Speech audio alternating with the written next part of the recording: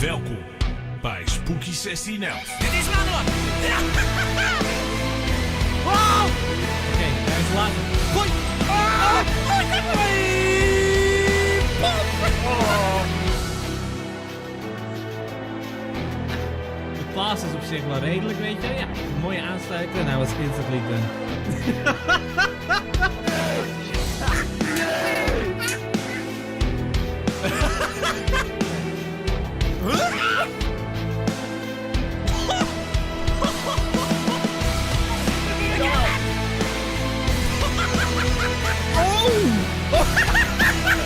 Vlieg erin! Wow! Oh, ik vlieg! Ik vlieg gewoon mee!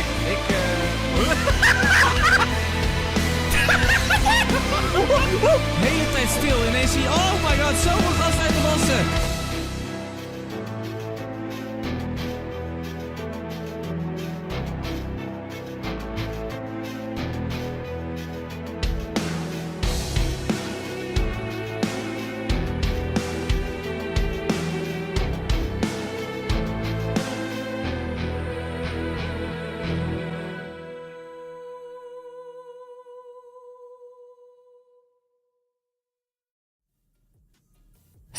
Mensen, je kijkt naar Spooky 1611 en welkom bij een nieuwe livestream. Vandaag gaan we even chillen. En dat chillen, dat doen wij met Kill Billen. We doen dat met Robin. En het is echt vandaag een hele andere stream dan dat je gewend bent. Want wat ik ga livestreamen vandaag is onze laatste voorbereiding van voor Alan Wake 2. Wat echt een van de meest bizarste games ooit gaat worden volgens mij. Qua horror elementen, maar ook qua gewoon hoe dat allemaal in elkaar is gezet. En hoe mooi en de nieuwe technologieën van graphics en alles erop en eraan.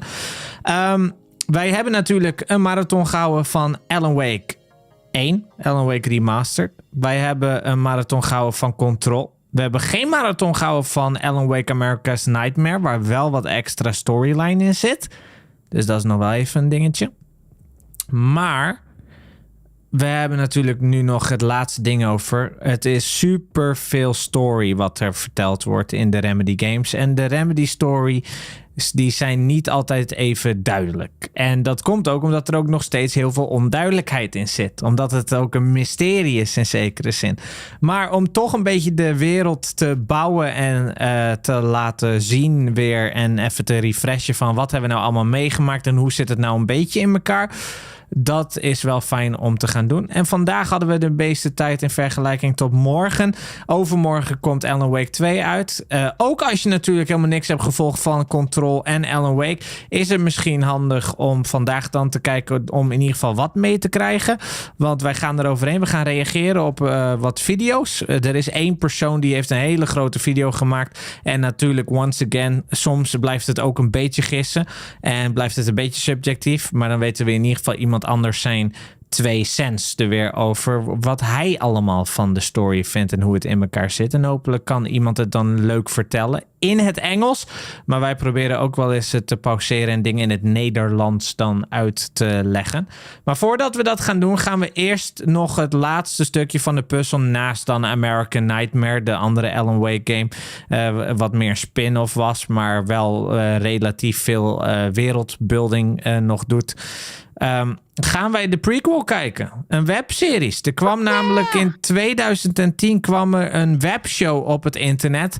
En die webshow, die weet je, Sam Lake die is heel erg geïnteresseerd als de schrijver, het hoofd van Remedy in film. Dat is wel duidelijk. Hij is altijd super filmisch geweest. Zelfs in Max Payne, like in 2002. Als je ziet hoeveel filmische elementen er toen al in zaten. Terwijl, denk maar aan andere games van die tijd. Dat is echt soms een heel stuk minder van andere games. Merk je natuurlijk ook dat er heel veel real-life film in zit in de games die ze later maken. En in Alan Wake is dat niet per se zo. Behalve dat je Alan wel eens in de cabin zo ziet bij een televisie met zijn ogen helemaal hoog. Maar wat wel zo is natuurlijk is, daarna kwam Quantum Break, die we hier niet hebben gespeeld. Maar daar moet je gewoon door 30 minuten lange tussenstukjes, wat allemaal films zijn, die het weer connecten met gameplay gedeeltes. Dat vonden ze misschien wat minder fijn flowen, want heel veel mensen gaven dan het negatieve punt, die dan waarschijnlijk ook niet zo invested zijn in het verhaallijn van, hey, ik wil gewoon gamen. Ik wil gewoon schieten. Waarom moet ik ineens een half uur naar een film kijken? Ook al kon je hem ook meteen skippen, maar dan mis je dus de hele story. Hebben ze natuurlijk in Control heel mooi gebruik gemaakt van de overlay. De overlappende echte beelden met terwijl je nog gewoon aan het gamen bent. Weet je? Dat je in de game echte beelden ziet. En dat wordt in Alan Wake 2 natuurlijk alleen maar sterker. Maar die live-action elementen zitten er dus natuurlijk al lang in bij Remedy. En bij Alan Wake 1 toen ook. 13 jaar geleden. Want er kwam namelijk dus een webseries. Ook door Sam Lake geschreven. Samen met nog iemand anders geproduceerd. Ook door anderen en zo. Genaamd Bright Falls. Yeah. En dat is natuurlijk de plaats waar het allemaal gebeurt. Zeker. En dat is een prequel-serie. De serie was een prequel-serie. Want het speelt zich af voordat Alan Wake met Alice daar überhaupt naartoe gaat. Dus het is nog niet eens gebeurd. Wanneer je zeg maar de Alan Wake begint natuurlijk. Dan kom je op de ferry en dan kom je naar Bright Falls. Om je leven weer op de rit te krijgen enzovoort. Nou, dat is allemaal nog niet gebeurd. Ze zijn daar nog niet. Dus wat daar... Ja, het is een verhaaltje over daarvoor. Wat daarvoor gebeurde in Bright Falls. Dus ook als je Alan Wake onze shit niet hebt gezien, dan denk ik wel dat het moeilijk volgen wordt. Vooral na deze prequel van een half uur dat we even gaan kijken. Dan denk ik dat het wel wat moeilijk gaat worden om het allemaal te volgen. Maar je bent altijd welkom om het proberen te volgen. Want als jij overmorgen Alan Wake 2 mee wil kijken, dan is het wel heel erg cool als je een beetje van het verhaal begrijpt, hoor. Want dat is echt niet normaal hoeveel meer dingen je unlockt. Misschien merkte Robin dat al met Control. Dat met Control... op het moment dat je al meer van Alan Wake weet, dat Control dan ook weer meer kracht hebt. En ik durf zelfs te geloven dat wanneer Alan Wake 2 uitgespeeld is en je zou daarna weer Control opnieuw spelen, dat Control weer krachtiger wordt. Dat geloof ik echt, dat het dan weer krachtig wordt. En waarom wordt zoiets dan krachtiger? Waarom voelt zoiets dan cooler? Omdat je nog meer verhaal, je hebt nog meer bagage van storyline achter je hangen. En dat kan soms heel erg dingen zo van, oh my god, what the fuck, that's so cool maken. En ja, dat is natuurlijk niet voor iedereen, want ik ken genoeg mensen die vonden Control bijvoorbeeld een fantastische game, maar die hebben niks van dat verhaallijn meegekregen.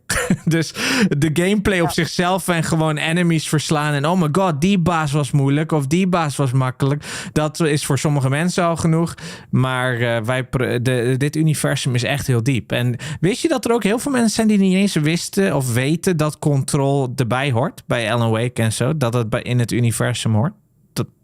Maar het is zo obvious. Zo obvious. Dat sowieso, maar die hebben ook nooit Control gespeeld, zeg maar. Ook mensen die inderdaad wel Control hebben gespeeld en die denken, hoort dat er allemaal bij? Nou, dat weet ik niet. Maar er zijn ook mensen die dus nooit Control hebben gespeeld, maar wel Alan Wake 1 hebben gespeeld en dan helemaal zijn, oh my god, na 13 jaar komt er een nieuwe Alan Wake. En dat ze dan, dat ze nu denken van, dat is het daarna. Terwijl het verhaal weer veel dieper is gegaan. Dus ja. Ja, precies. Dat is very interesting. Ik wil hem wel zo nu en dan pauzeren. Want de Bright Falls show, dat was ook in zekere zin meerdere episodes. Plus, wij willen het fair use. Willen we gebruik maken van deze videootjes.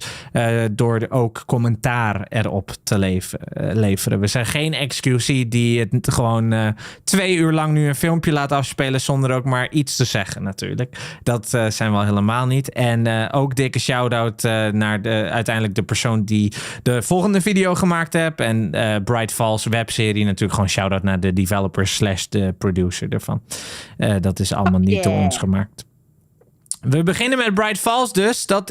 Dit gebeurt dus allemaal voordat Alan daar überhaupt komt. Op die plaats, Bright Falls, waar het meer is, enzovoort.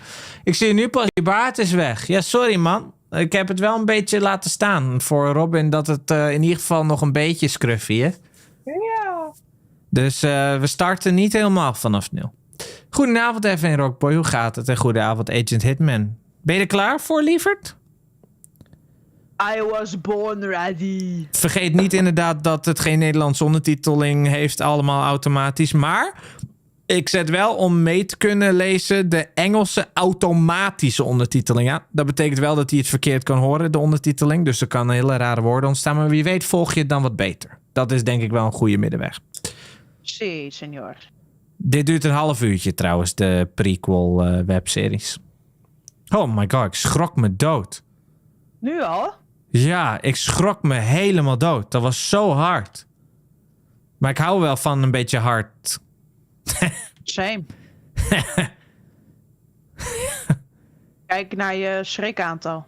Geluid waarschijnlijk. Wat is er met het geluid? Doet het geluid weer... Oh, het geluid is er niet. We moeten wel browsergeluid even aanzetten. Ja. Nou, hier komt hij. Opnieuw. Oh shit.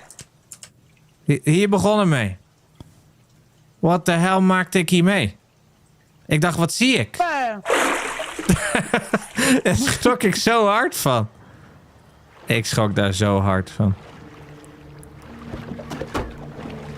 Is dat Thomas Zane, de diver? Barbara? Dat zou echt grappig zijn. Bag?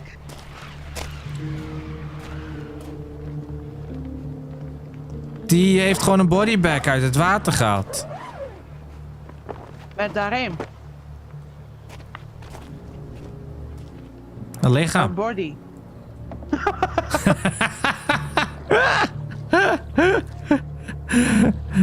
Holy shit.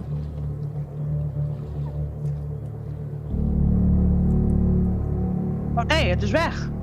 Ja. Huh? Waar is de body?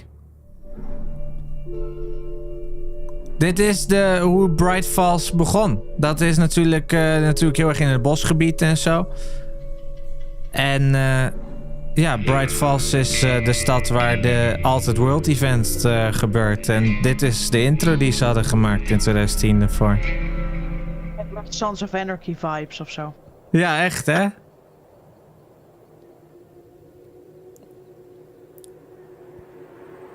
Ja, daar hebben wij rondgelopen in Alan Wake 1. So Riley is surprising us again tomorrow. There's not going to be anyone left. Oh, ik zet mijn webcam wel even iets hoog. Zo. Jake, lighten up. We need the interview. Hi, You know Jake. Riley loves the book. Like that. Oh, and make sure to get him a signed copy. Are we done? Libby called again. Hey, hold on a second, all right? I'm running out of excuses. Wait a second. Iemand loved the book. Is hij ook een writer of zo? Jake. Vast. Omdat alle creativiteit natuurlijk van mensen... Dat komt tot leven in The Dark Place. In the lake. Maar hij heeft het meteen over... Oh, she loves the book en zo. Ik denk, oh god. Is hij ook weer zo'n creatieve guy die iets kan schrijven tuurlijk. of zo? Uh-oh. Pillow. Hello. Hi. You there? I'm sorry you had to deal with that. Dit is dus Jake. Have you been home? Jake and Hal. Hell. She didn't know you were going to Bright Falls. Well, I guess she does now. Oh. Nou, dus hij gaat gewoon tegen de wil in... Als Jake? Van zijn chick gaat hij naar Bright Falls. Maar dat is zo'n leuk stadje. Ja. Oh god. De diner. Nachtmerries Nee, van niet- die trekker ernaast. Oh ja. Oh god, diner. Nee, de O'Deer Diner. Ja, ook echt O'Deer Diner. Oh, wat zien we daar, joh. Emiel. Dr. Emiel Hartman. Echt? Ja. Dr. Emil Hartman gets creative with new therapeutic approach. Oh god. Ja, we zien hem daar. Hij gaat naar Emiel. Oh nee, Dr. Hartman was stretched. is niet meer goed gekomen met Emil Hartman, lang Nee. monster. Ja, vies wezen was dat. Oh, Gertrude. Ja, echt sad dat hij zo is geëindigd. Ja. Zijn dat de old guards? Rose. What are you, a detective or a peeping Tom? Ja, Rose. Ja, Zie je dat? Rose. Voor de mensen die Rose niet meer kennen, als je wel hebt meegekeken. Dat is natuurlijk die vrouw die serveert. Die obsessed is met Alan Wake. Die helemaal, oh my god, you're Alan Wake, the writer. En op een gegeven moment heeft Barbara haar lichtelijk aangeraakt. Dat klinkt heel raar, maar dat is wel Dat zo. is heel raar. Ah, de Ja. serveerster, ja. De Precies, serveerster. Thomas. Ding, ding, Lekker, ding, man. ding. 5000 punten. Die komt ook weer in Alan Wake 2. Roos, de waitress. Kinky. Nou, Ja. Hij is een reporter, zei hij dat? Oh, hier! Hey, Ellen! Ellen Wake, the writer. Big fan. I can see that. What can I say? I like writers. Damn. Oké. Big fan of Alan Wake. Dat hadden we al established in de game, ja. Maar ja, dit is de prequel. Zij dronk Whoa, I koffie didn't met... order this. Happy birthday to you. Happy birthday to you. Happy birthday, happy birthday. Happy birthday, happy birthday. Dit is creepy. Happy birthday to you. Happy birthday. Happy birthday. Hoezo weet hij niet dat hij jarig is? Piper Road. Nou, komen daar dingetje tegen? Libby. Dat is een chick, denk Dat is ik. de vrouw. Ja, Meid. die weet niet... Oh dear. Net zoals Ellen. Ja, maar Ellen. Ellen die reed toch geen deer aan? Nee, ik dacht dat hij een deer aanreed. Oh, maar dat klinkt niet als een hert. Oh. Damn. Die houdt niet van donker. Of van licht. Licht. What the heck? Ik zou zo snel mijn auto ingaan en een deur op slot doen. Ik zou gewoon naar Nederland verhuizen dan. Ja. Gewoon wegvliegen naar een andere plek. Bright Falls Deerfest. Food, music, games and fun. De 68ste. Yes. Well, that's creepy. Ja, dat was volgens mij deel 1. En zo klein waren die webseries. Weet ik niet zeker hoor. Ja, volgens mij wel. En dan was dit weer een nieuwe, weet je wel. Dus het waren allemaal van die kleintjes. Oh, we waren wel heel klein. Ja, zeker.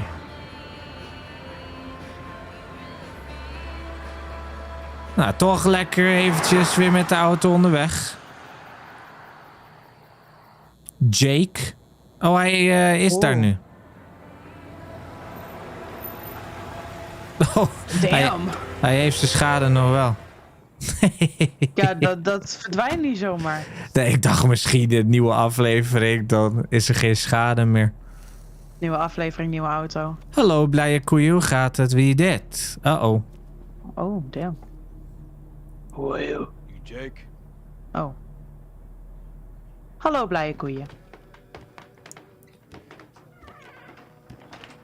Damn, dat is wel echt dat stijltje hè, van Amerika. Ja.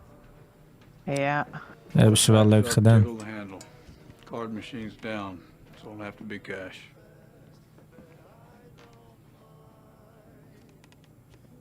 Is dit een motel? Let's pay up on time. You bet. Hey Joppe, hoe gaat het? Joppe zegt hey. Hallo, Joppe. Is it always this quiet out here? Kennen we deze meneer? What do you do? Get rid of all the critters in the woods? Dat die cabin owner. It's quiet when you need to worry about. Slicky. Nee. Slanky. Nummer 7.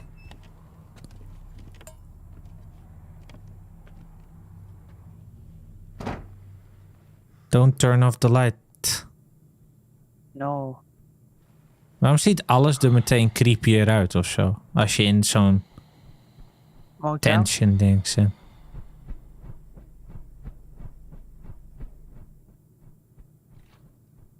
Dan ineens raw.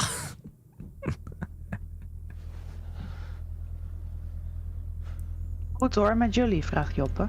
Gaat goed? Gaat goed, Joppe. Oh god, oh. Het is alweer Uitgegaan. daglicht. This is Batman.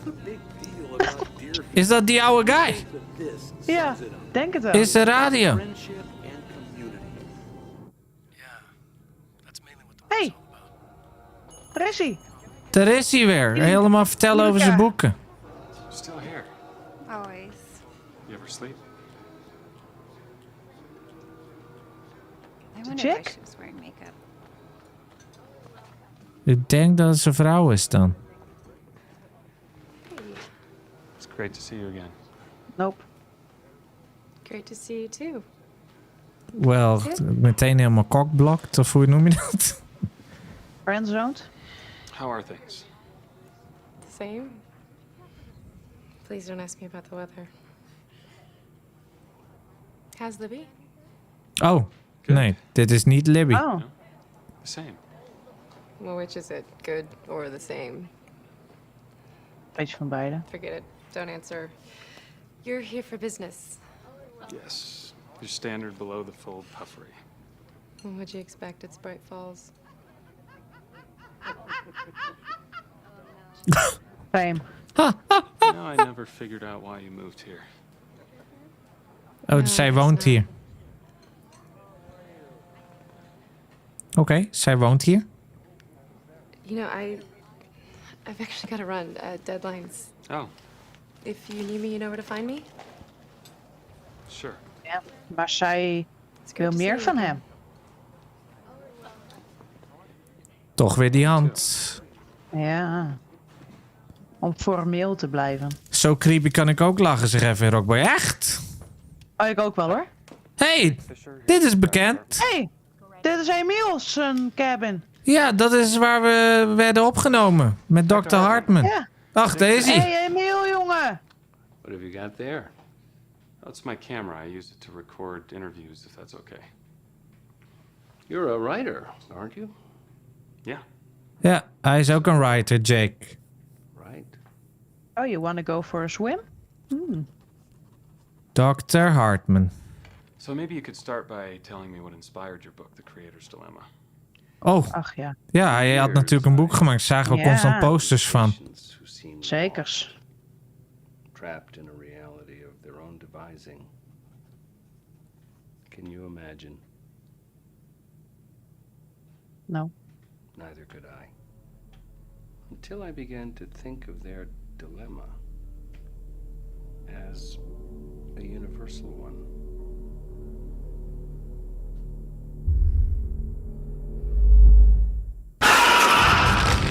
Zo, de... Oké. Moker. Zo. Nou, welkom in Alan Wake 2. Dat gebeurt namelijk ook veel in Alan Wake 2. It's really just about people.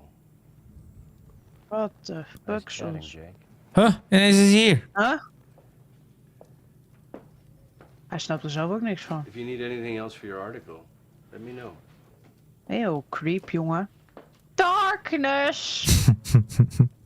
Apple Orange peel. peel. Oh, orange peel. Orange Dan gaan we peel. weer. Hey, this is Hal. Leave a message. Hell is Barry. Hey, Hal. Halle Berry. Leuk. I don't know what happened.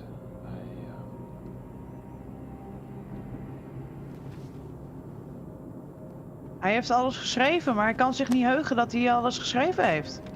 Alles over de create... Oh. Oh. Kijk voor je. Wie is dat dan? I have already arranged. Nog wat stond er. Oh, damn. Eeuw. Dat leek wel op de his. Krabbeltjes. Uh-oh, een tunnel. De vorige keer dat we een tunnel Darkness. zagen... Dat was ook weer een episode, denk ik. Op toen naar werd de hij wakker. volgende episode. In the woods.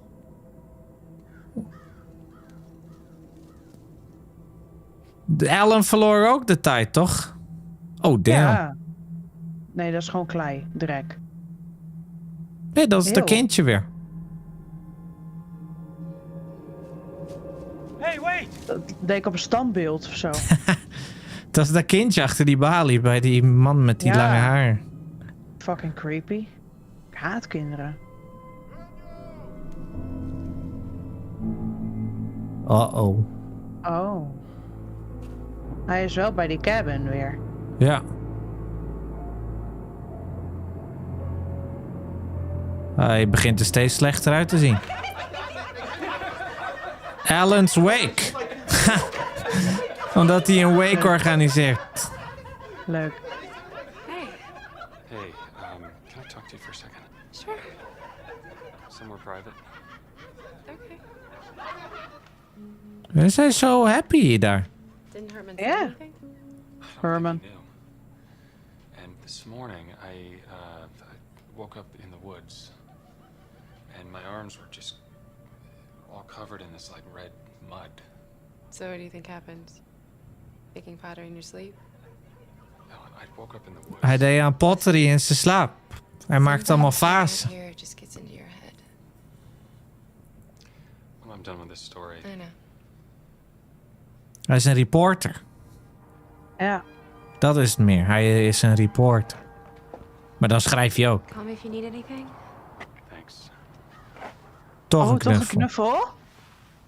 Rrr. I feel some tension You know- between them. You're right. When you're done with your story, you really should go. Oh. Go back home. Clear your head. Oh. That's why I came here, Al. I think you should. Iedereen komt naar Bright Falls to clear their head. En hun head wordt Ja. alleen maar meer fucked. Ook echt zo. Ach, dat is een nummer. Howdy, DJ Steen. Oeh. Glas breekt.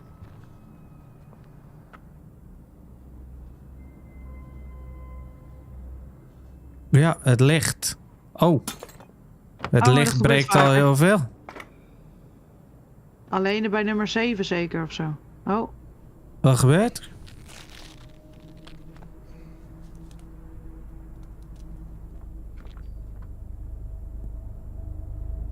Darkness. Something in the woods. Rugpijn. Ja, same.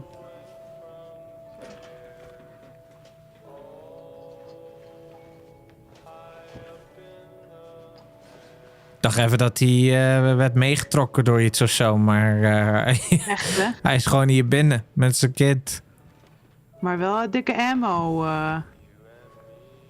Ja, hij gaat even zijn ammo ding vullen die hij net om heeft gedaan. Maar het Hij wordt al gaat bijna jagen. donker. Ja, jagen op de darkness. Ik weet niet wat er in het bos zit.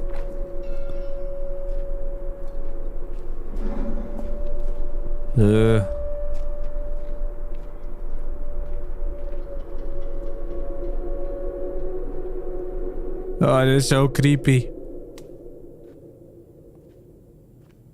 Ik kan hier al zo slecht tegen. Nou, er wordt nog wat in LA week 2 hoor, met die spanningsboog. Omdat je nu echt ook heel rustig kan lopen, weet je wel. Elke keer een stukje. Dat wordt heel eng.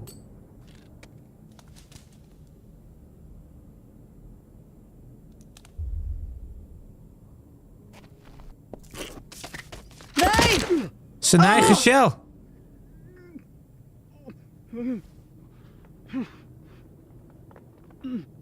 Nou, hij heeft al rugpijn. Komen?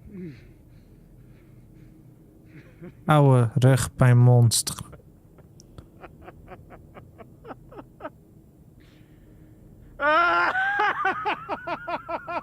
Oké.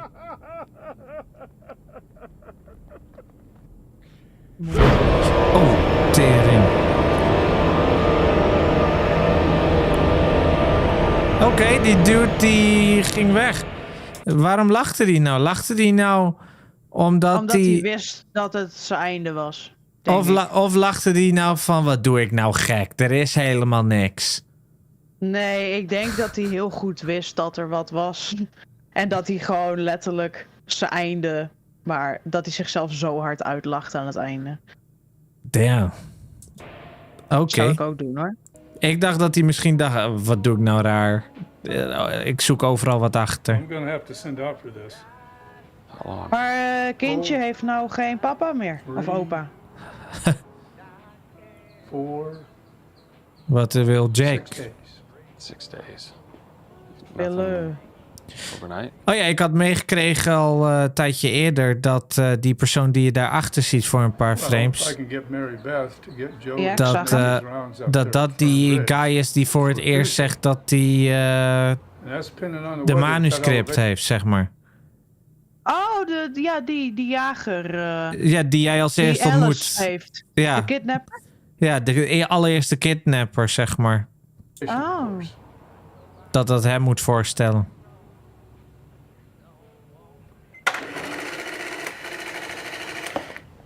Duct tape.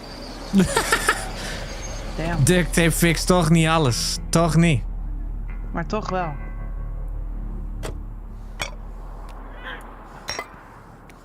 Maakt het licht stuk. Waarom maakt zij het nee. licht stuk? The Lady of the Light is boos op de light. Oh.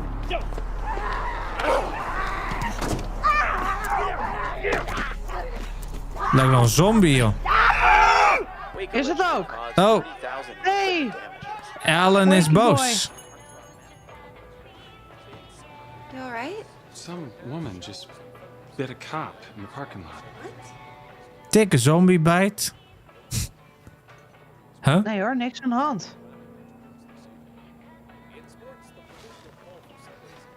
You know, Ziet hij dat dan in zijn... Ja.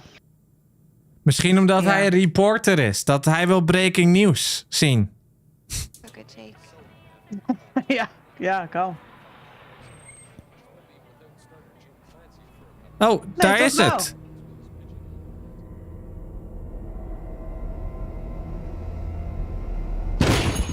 Darkness. feral animal. Give me a towel. Toch wel. Get something wet. Toekomst voorspeld. Deer Fest, Bright Falls' world-famous extravaganza, featuring Stag Party and the Doughboys. Admissions only about... Dat hebben we het weer. Deerfest in Bright Falls. Oh ja. It's a feast for the senses at Deer Fest. Tering.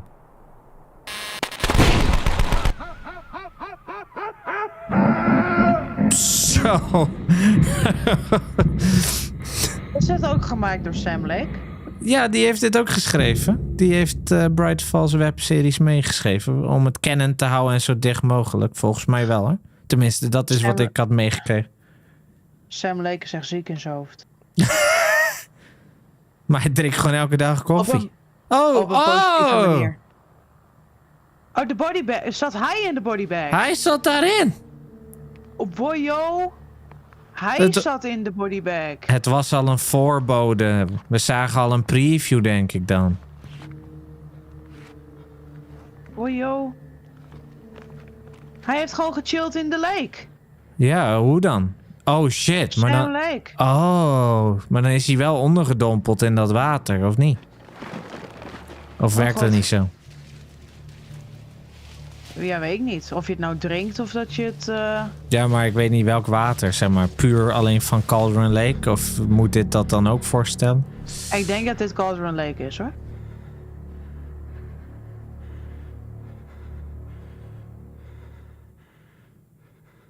Oké, apart. Hoe word jij daar wakker? Ik wil meer weten. I am confusion. En dan wordt hij weer wakker in het bos, hoor. Oh nee, hij was daar natuurlijk nog steeds. Ja, ik denk dat hij er gewoon uitklimt. Want dit was een best heftig als je wordt opgeduikt uit een bodybag. Blote voetjes. Opgedoken. Trouwens. Opgedoken. Sorry. Ik snap niet wat Nederlands is. Maakt niet uit. Nou, Dan maar heftig. zoiets. Zijn Kijk, daar auto. staat zijn auto. Oh, maar we zagen dat die crashte.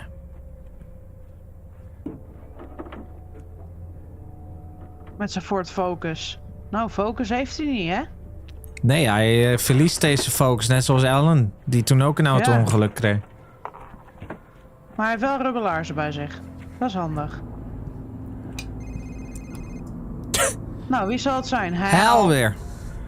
Barry. Jake, how we doing? I'm fine. Fine. Your message got cut. Everything go okay?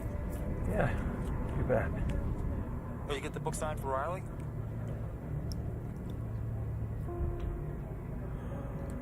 Oh. Hij liet Emil Hartman zijn eigen boek signeren. The Creator's Ja. Dilemma. Voor Can I Riley. talk to you for a minute off the record? Oh. Of course. Hallo, Colin. Since I got here, I've been blacking out and waking up in really strange places. What kinds of places? The woods, the lake. Look, I'm really worried when I leave here. It's not gonna stop. Anything else? Yeah, I think I killed Deer. a deer in my car. Dat maakt niet uit. Waarom keek hij een beetje zo van... Hehe, you killed. You killed. Hehe. Ja. It happens.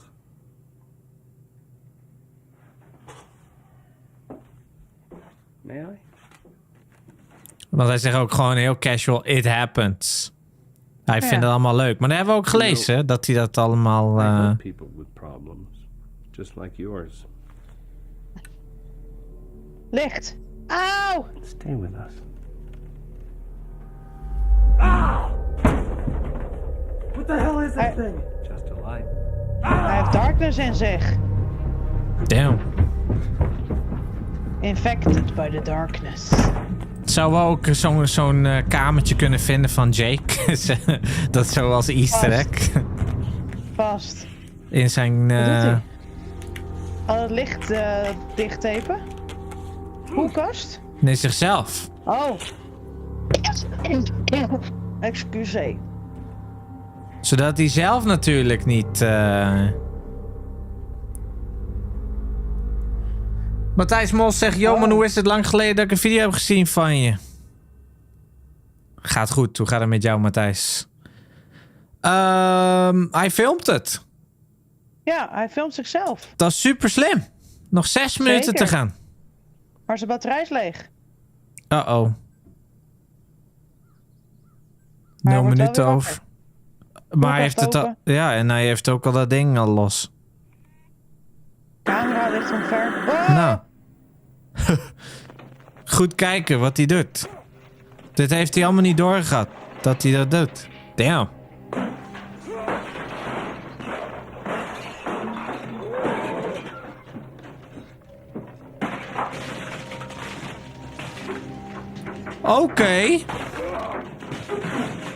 Oké.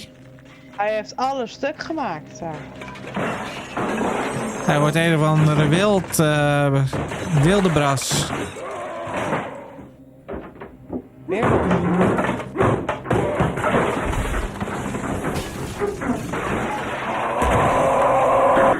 Zo. Wat? Oh, ja. Ja, dat is niet zo... Ja. Oh. Sheriff. Hey, breker! Zou het Frank Breaker zijn? Nou, hij heeft Denk. een naamplaatje. Cornelis. Of is het een van die sheriffs die aan de bar zit in LOA Kane? Oh, die verliefd is op Roos. Ja. Can I help you? You in contact with the owner of this motel? Sam? No, I haven't seen him in a couple days. Sam Lake. He's gone missing. Found his boy in the woods looking for him. Dat zoontje zit maar in het bos te zoeken. Sure. En zijn kamer ziet er niet suspicious uit.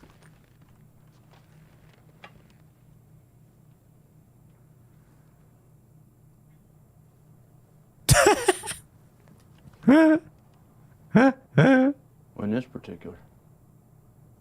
In this particular. Well, I'm from the city, you know, and it's gonna sound kind of stupid, but I left the door open last night, and some kind of wild animal must have came in here. Must have came in here. Nou, inderdaad. Dat was hij zelf. Ja. A squirrely animal did this.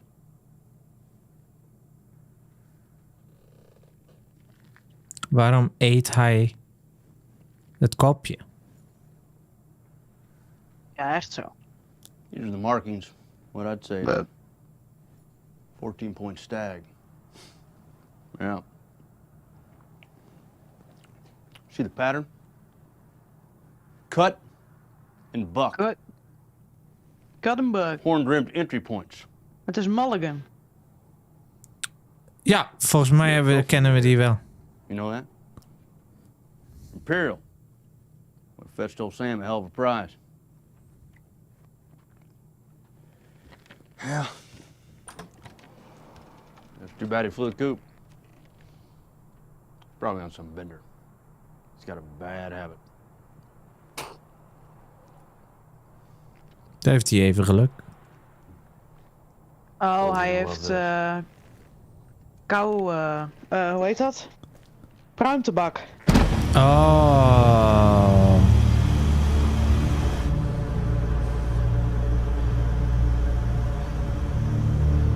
So he has no idea.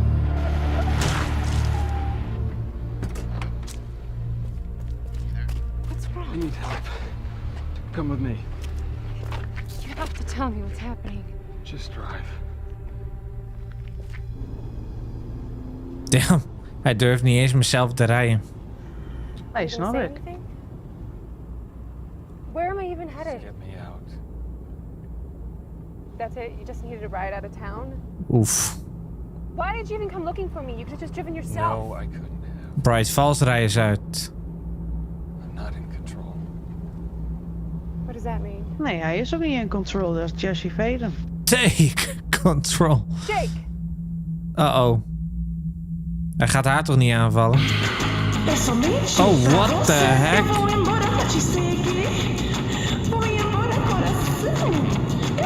Waar is hij? Uh-oh. Hij mist weer een stukje. Op in haar schoen. En hij rijdt weer terug. Bright Falls in. Hij kan het maar niet ontsnappen, de stad. Kijk, Bright Falls. Waar heeft hij haar gelaten dan? Poepschoen? Oh. Dat is de weg. Van Emiel. Zijn poster. Ja, maar dit is hoe hij crashte. Zeg maar, dit is hoe zijn auto stond. Dus is het allemaal in een andere volgorde of zo? Nee. Nou ja, ik weet het niet. Zij haar in een bodybag gedaan. Woesh, woesh, woesh, woesh, woesh, woesh, woesh. Dikke timelapse.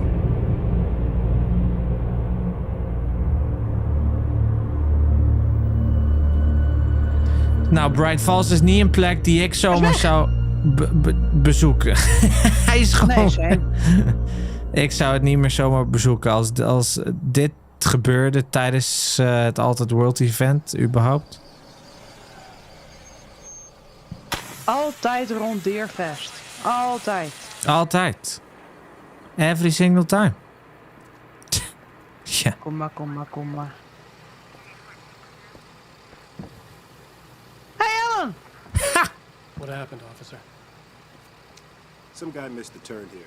Probably a deer or something. Ellen en Be Alice. careful through this next stretch of road. Ilka. Thanks. En dan gaat Ellen naar Bright Falls. Ellen zijn avontuur. En dat was de webserie. Dat was de prequel, zoals ze dat dan noemen. De voorbode voordat het spel begint. Cool. Ja, had ik nog nooit gezien, zo front to back. Dus dat vond ik wel een keer cool om eindelijk een keer te zien. En dat was dat. Dat was de prequel. Hebben we in ieder geval alles gezien behalve American Nightmare. En misschien nog wat andere easter eggs met allemaal gekke websites en zo en dat soort dingen.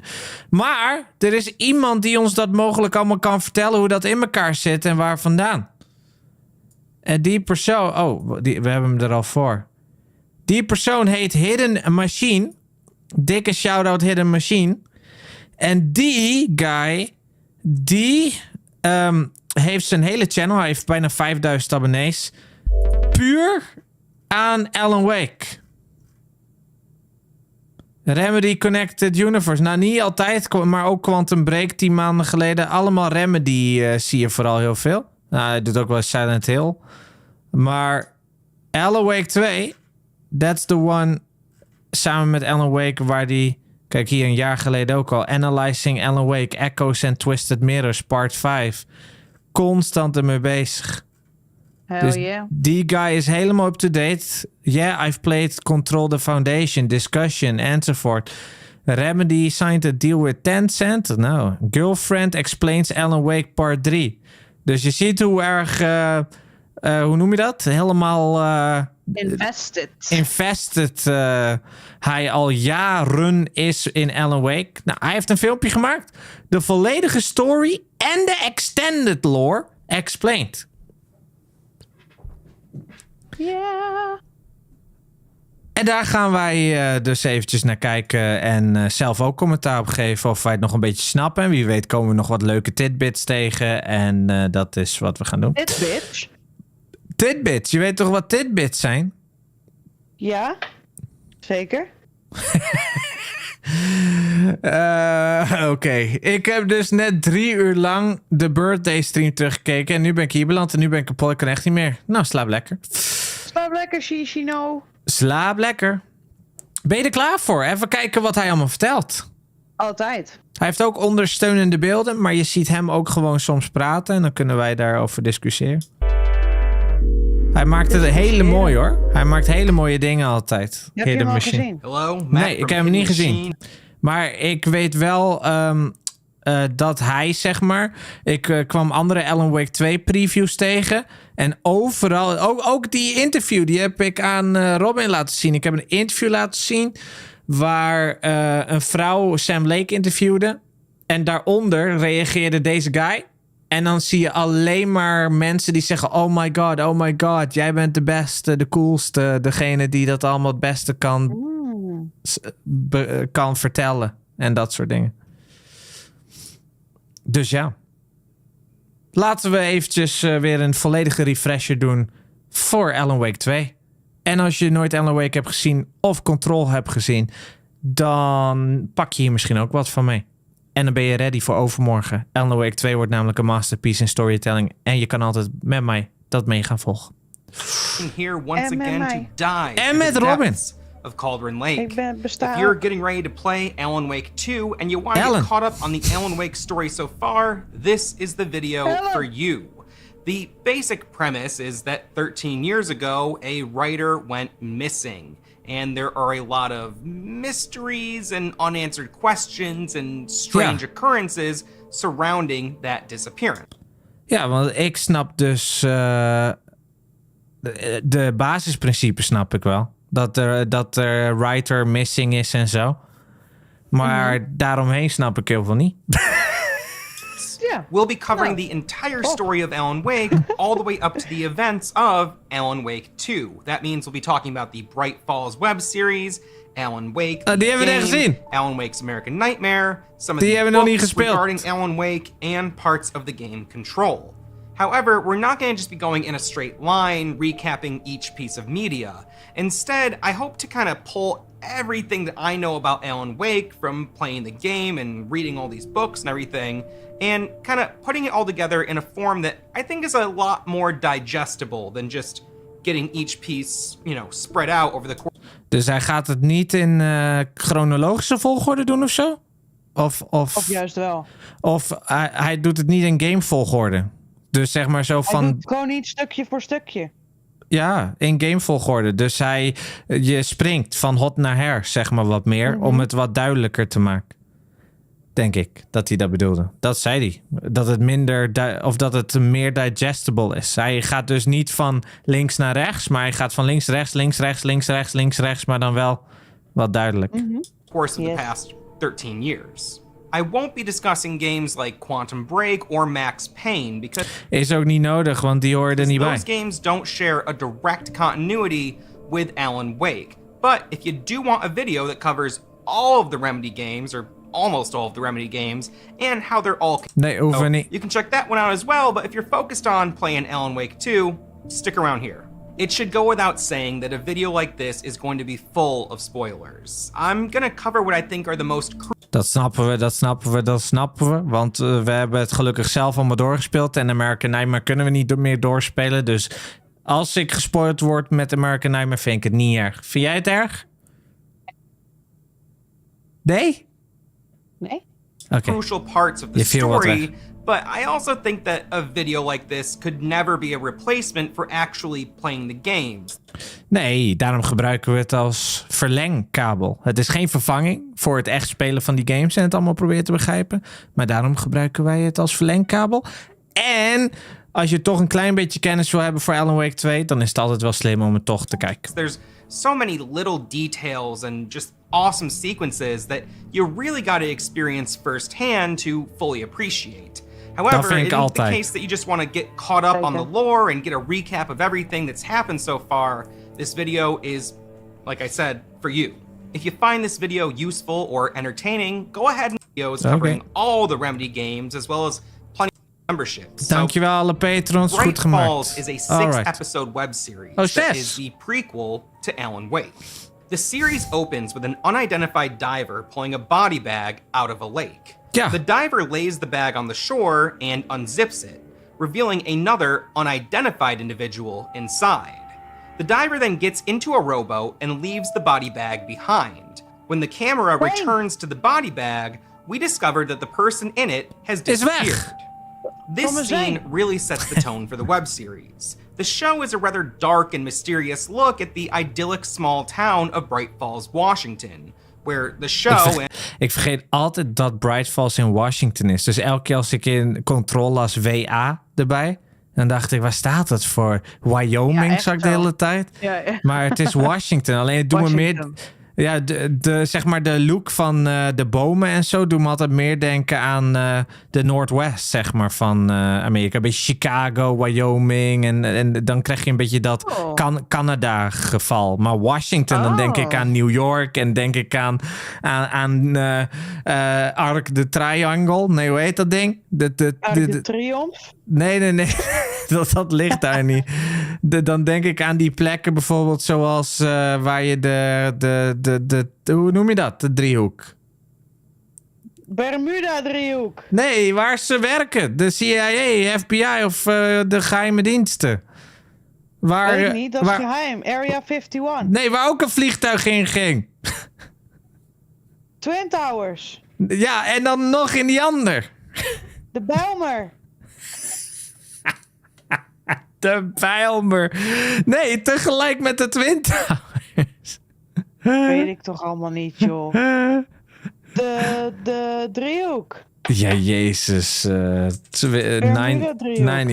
Ik moet even weten hoe dat heet, want dat is de simpelste gebouw. Pentagon. Och, het Pentagon. Ja, ik had dat gezegd als ik de term wist, oké? Oh my god. Als ik de term wist, dan had ik gezegd het Pentagon. Mystery that we'll encounter many times throughout this video. Every time you hear this sound, we'll tack another mystery up on the board. Now, wat leuk. Dat is controlegeluidje. Ja, dus als dat voorbij komt, dan is dat nog steeds een mysterie. En aan het einde van de video gaat hij hem revisiten. And try to keep track of things to see what you can figure out on your own in the meantime. Bright Falls, the show, focuses on a journalist named Jake Fisher, who travels to Bright Falls to interview Dr. Emil Hartman. Yeah. Dr. Hartman was a psychiatrist who was promoting a book that he wrote called The Creator's Dilemma. Hartman's practice was focused on artists, in the game. And he ran a clinic called the Cauldron Lake Lodge, where artists would stay and be both counseled and monitored by Hartman. While the entire text of The Creator's Dilemma isn't available to us, we do have access to several excerpts, thanks to a book called The Alan Wake Files, which we'll be referring to throughout this video. The book is a physical book that came with the special edition of the first Alan Wake game. Dus dat is echt een officieel boek. De Alan Wake Files. Dat is dus best wel een dik boek. En die kwam dus inderdaad samen in 2010 met de special edition van Alan Wake. Gewoon de allereerste game. En Mag daar... ik dat boek voor mijn verjaardag? Hoe duur is dat? Nee, grapje. De Alan Wake files? Dat kan je niet meer kopen, denk ik. 25 €. euro. Oh my god, weet je hoeveel iemand hem op Amazon.com heeft gezet? En hij is ook 85 helemaal euro. gescheurd. €150. Jezus, kerstfeest. Ja, hardcover. One used, $153. One new, $150. Damn. Kijk, en hij is wel wat beschadigd. Damn. Dus dat is best wel een item die mensen ja, Willen. Collecten. precies willen. Ik denk dat je dat niet heel snel gaat vinden. Er is wel een PDF-versie op het internet ervan. Oh ja. Dus het zijn 73 pagina's. Nou, dan print ik ze zelf wel uit. Kijk, ik zie hier bijvoorbeeld 73 pagina's. Oh, dan moet je subscriben, maar... Oh. Unlock this document. Subscribe with free trial. Ja, eBay ook hoor, is $200. Kijk, deze guy die verkoopt hem voor $200. Jezus. Gaat hem niet worden. Maar dat boek geeft dus wel wat extra informatie. Dat is wel interesting. Nice. En die gaat hij ook gebruik van maken. And it's included as a PDF with copies of the PC release of the original version of... Nou, dat zei je net. Maar... DLC. Collector's Edition extra's. Ja. Ik heb hem gewoon op mijn computer staan. Nah. 130. Kom je nu nog even achter? Ja, nou hij zegt dat. Ik wist dat toch nooit. Kijk, dat komt gewoon in je Steam directory. Dus als ik heb al... Huh? Dan zeg je tegen mij van je moet wel goed lezen en zo, hè? Joh, ik weet het toch niet. Kijk, hier is hij. Nou, verhipsels, je hebt hem gewoon. Ik heb hem gewoon. Maar wil je de hardcover versie, dan kost het nogal wat. Als je hem even naar mij toe stuurt, dan print ik hem zelf uit en dan maak ik zelf wel een cover voor het boek. Wow, joh, dat zou zo cool eruit zien, hè? Gewoon van hout of zo. Oh, kijk hier. Nightingale's Field Notes. Allemaal notes van Nightingale. Fuck Nightingale, man. Oh, nou ja, dan... Succes met voorlezen, zegt Thomas. Ja, nee, ik ga dat niet allemaal voorlezen, maar... unknown subject. Kijk, er staan allemaal dingetjes bij. Ja, dat is de ontvoerder. Ja. En die andere is die dude op de camping. Kijk, daar heb je Rose weer. Rose Marigold. Allemaal Nightingale interviews van onze Pat Main. Ach, Pat Main. Radio. Dr. Emil Hartman. Hartman was stretched. Hartman was stretched. Oh, kijk, manuscriptjes zelfs. Cool. Alan Wake's fiction. Oké, dus heel veel pagina's en die kreeg je als echt boek erbij. Bigfoot. Oh, je kreeg zelfs wat illustraties, nog weer extra manuscripts. Jeetje. Nou ja, blijkbaar krijg je die erbij. Die komt gewoon in een mapje. Nou ja, wist ik niet. Dank je. Game. However, it's not a traditional lore guide like you might find with some other games. Instead, the book is presented as if it were written by a character from the game. Oh, daarom. De Alan Wake files, dan is Clay Stewart dus een neppersoon. Die heeft dan allemaal shit compiled als karakter in dat universum. Ja.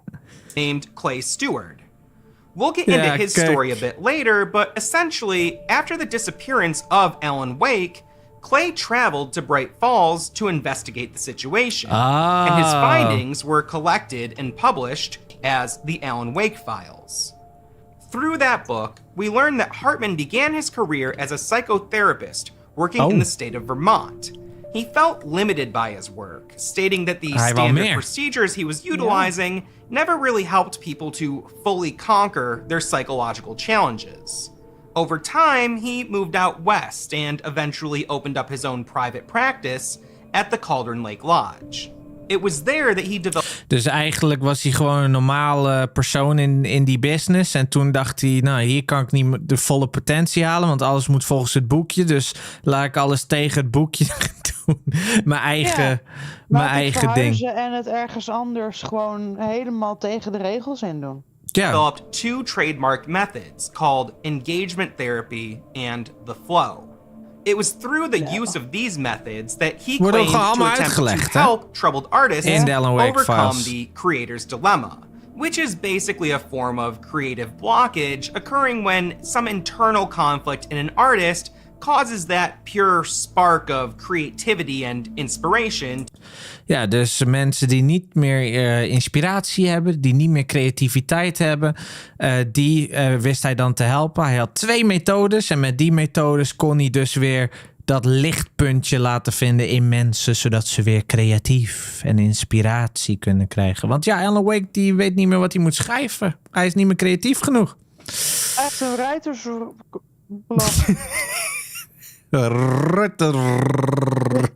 Writersblok, maar ik wil... Nee, blok. To be extinguished. The book reads like a long-form advertisement for the lodge, and although it was marketed towards a mass audience as a sort of self-help guide, the book also insists that the only way one can truly benefit from the methods within is to become a guest at the lodge. Oh. When Jake Fisher drives into Bright Falls, he first stops at the Oh Dear Diner for a bite to eat. The show indicates that Jake Fisher is a troubled man. He seems to be avoiding his significant other, not even telling them about his trip to Bright Falls before leaving. Yeah. And he appears to be self-medicating to cope with the stress that he's experiencing. Xanax. Dus we kwamen erachter al meteen natuurlijk bij het begin van die show net dat ten eerste hij medicijnen gebruikt. En ten tweede, omdat hij dus zijn vrouw eigenlijk ghost, dat hij wel in de problemen zit. Hij zit wel gewoon in de dikke shit. Perhaps Jake hoped that his trip to Bright Falls would alleviate his situation. But he soon finds the town to be a bizarre, although not entirely unwelcoming, place. At the diner, Jake is greeted by a waitress named Rose Marigold, who quickly identifies herself as a big fan of writers, especially Alan Wake. Before he can even put in an order, Jake is presented with a large plate of food and a birthday cake, accompanied by the entire diner singing happy birthday to him. Jake departs for a local motel, but on the way there, he strikes a deer with his car. Jake shines a light onto the deer, and the deer cries out in pain. Well, it's easy to assume that the cries of the deer are in response to having been hit by a vehicle. It's much more likely that the deer is responding to having had the light shone on it. And we'll get into why that is a bit later. Dat had ik al door. Dat de flashlight is, omdat die helemaal raar gaat doen wanneer het licht erop schijnt. Dat al iets van de dark presence. As he fumbles with it, the deer appears to run off into the woods. Shaken, Jake eventually arrives at the motel, where things are no less odd. He has another strange encounter, this time with the motel's owner. Before he knows it, a new day has begun, and it's time to meet Dr. Emil Hart. Thomas had het nog niet in de gaten dat dan de flashlight erop schijnt. Nee. Nou ja, daarom is het mooi dat we nu de recap doen. Nou, dat wou jij volgens mij ook zeggen. Nou, dat wou ik precies zo zeggen. Verdiksels de biksels. Nieuwe dag. During the interview with Hartman, Jake becomes distracted by a photo on the wall. We then see a series of strange images, and when we return to Jake, we can see that the interview is over. Jake has little to no memory of what happened, but he has a notepad full of increasingly bizarre zoveel dingen geschreven. Over the next several episodes, Jake continues to have bouts of memory loss, resulting in extended periods of lost time. He wakes up in strange places, Hij verliest and alleen maar there's de evidence tijd. to suggest that he had become violent toward others. Jake had a friend in Bright Falls named Ellen, a woman from his past who had moved to Bright Falls a number of years prior. Hebben wij haar naam gehoord in de serie? Ja, 1 keer. 1 keer. Oh. Die woont dus al in Bright Falls een paar jaar geleden. En die heet Ellen. Having become increasingly panicked and feeling as if he had lost control of his mind and body, Jake attempted to enlist the help of Ellen to drive him out of Bright Falls. But another sudden gap of lost time suggests that he may have killed her. En dan ineens As kijkt this hij weer naar dawns voren on en dan... him, Jake realizes Dat is nog that he's erger. driving right back into Bright Falls. He swerves. Het is net alsof hij vindt dat hij weer Bright Falls ziet. Dat hij dat erger vindt dan zeg maar... Maar ja, hij weet natuurlijk niet wat er met haar is gebeurd. Maar... hits his head on the steering wheel, and hours pass before Jake disappears from the car. This is the last time that we'll see Jake Fisher, but we'll discuss his affliction in more depth a bit later. As the series ends... Wat zei jij? Zit hij in de dark place, Jakey? Ik heb geen idee waar Jake is. Maar in ieder geval hier zit hij gewoon nog in Bright Falls. Maar wordt hij een beetje aangetast door de darkness. We see Alan Wake maar and hij his was wife... verdwenen uit die auto. Ja, op een gegeven moment verdween hij daar. Maar je moet echt het meer inspringen om in dat andere dimensie te gaan. Om de threshold. Alice Of er zijn meerdere thresholds natuurlijk. Misschien heeft hij dat wel gedaan. driving into Bright Falls on that same road. This brings us to the story of Alan Wake. Hey. It is September 2010. Alan Wake is an accomplished writer who has a background in pulp novels and some television writing credits. Ja, Alan contributed scripts to an anthology program called Night Springs.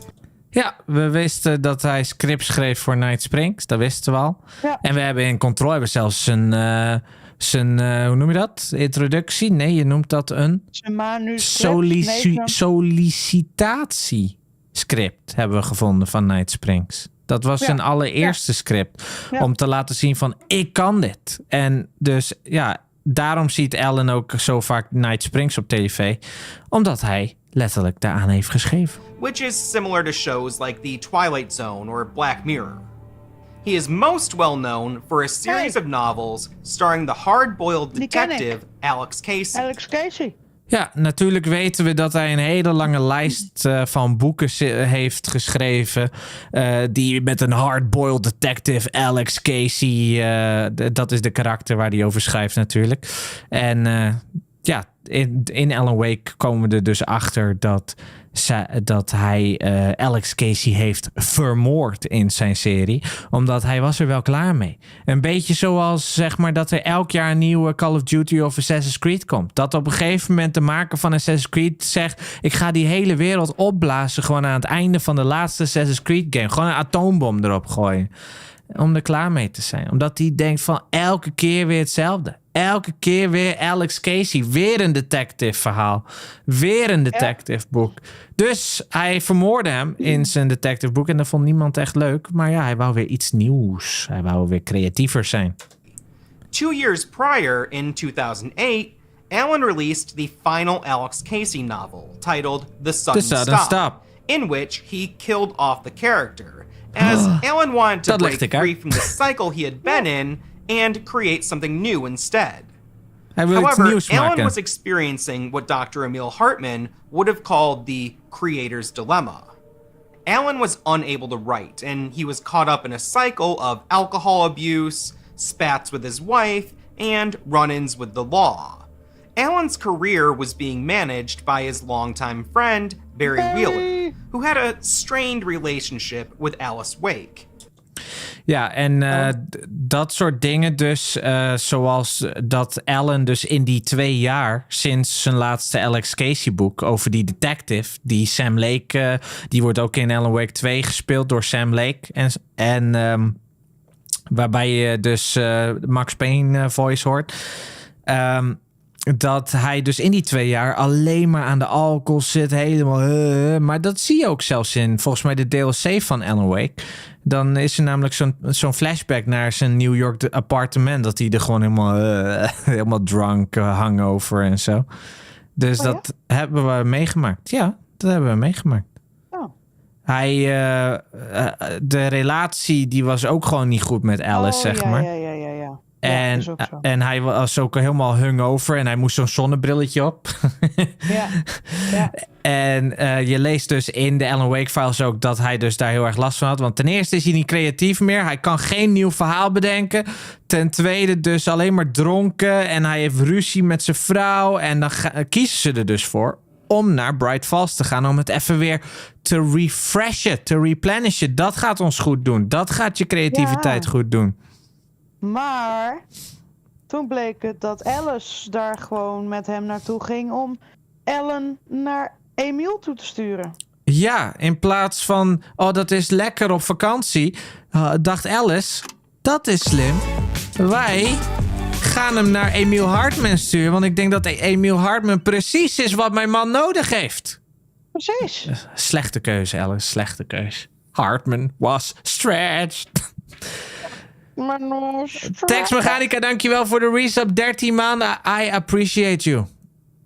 I appreciate you. Wel ongeluksgetal. Barry Wheeler, die deed het ook niet goed met Alice Wake. Sorry? Helemaal niet. Oh ja, voor jou is het geluksgetal. Dus Barry, de publicist van Alan, die heeft geen goede relatie met Alice Wake. Maar love Barry. Ja, echt. Despite this, both Alice and Barry were eager to see Alan get back to work. Seeking a solution to Alan's writer's block, Alice came into a copy of The Creator's Dilemma. Oh. Alice is an artist herself, a photographer, and she often helped Alan with things like promotional shots for his books. She engaged in a series of informal sessions with Dr. Hartman over the phone. She expressed her concern for Alan, but she also divulged some very personal details regarding some of the relationship troubles that her and Alan had been experiencing.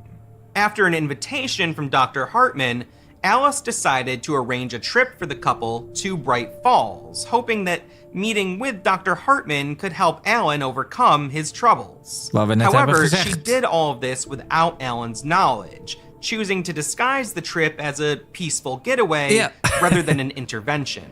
The couple was slated to rent a cabin in Bright Falls from a local mechanic named Carl Stuckey.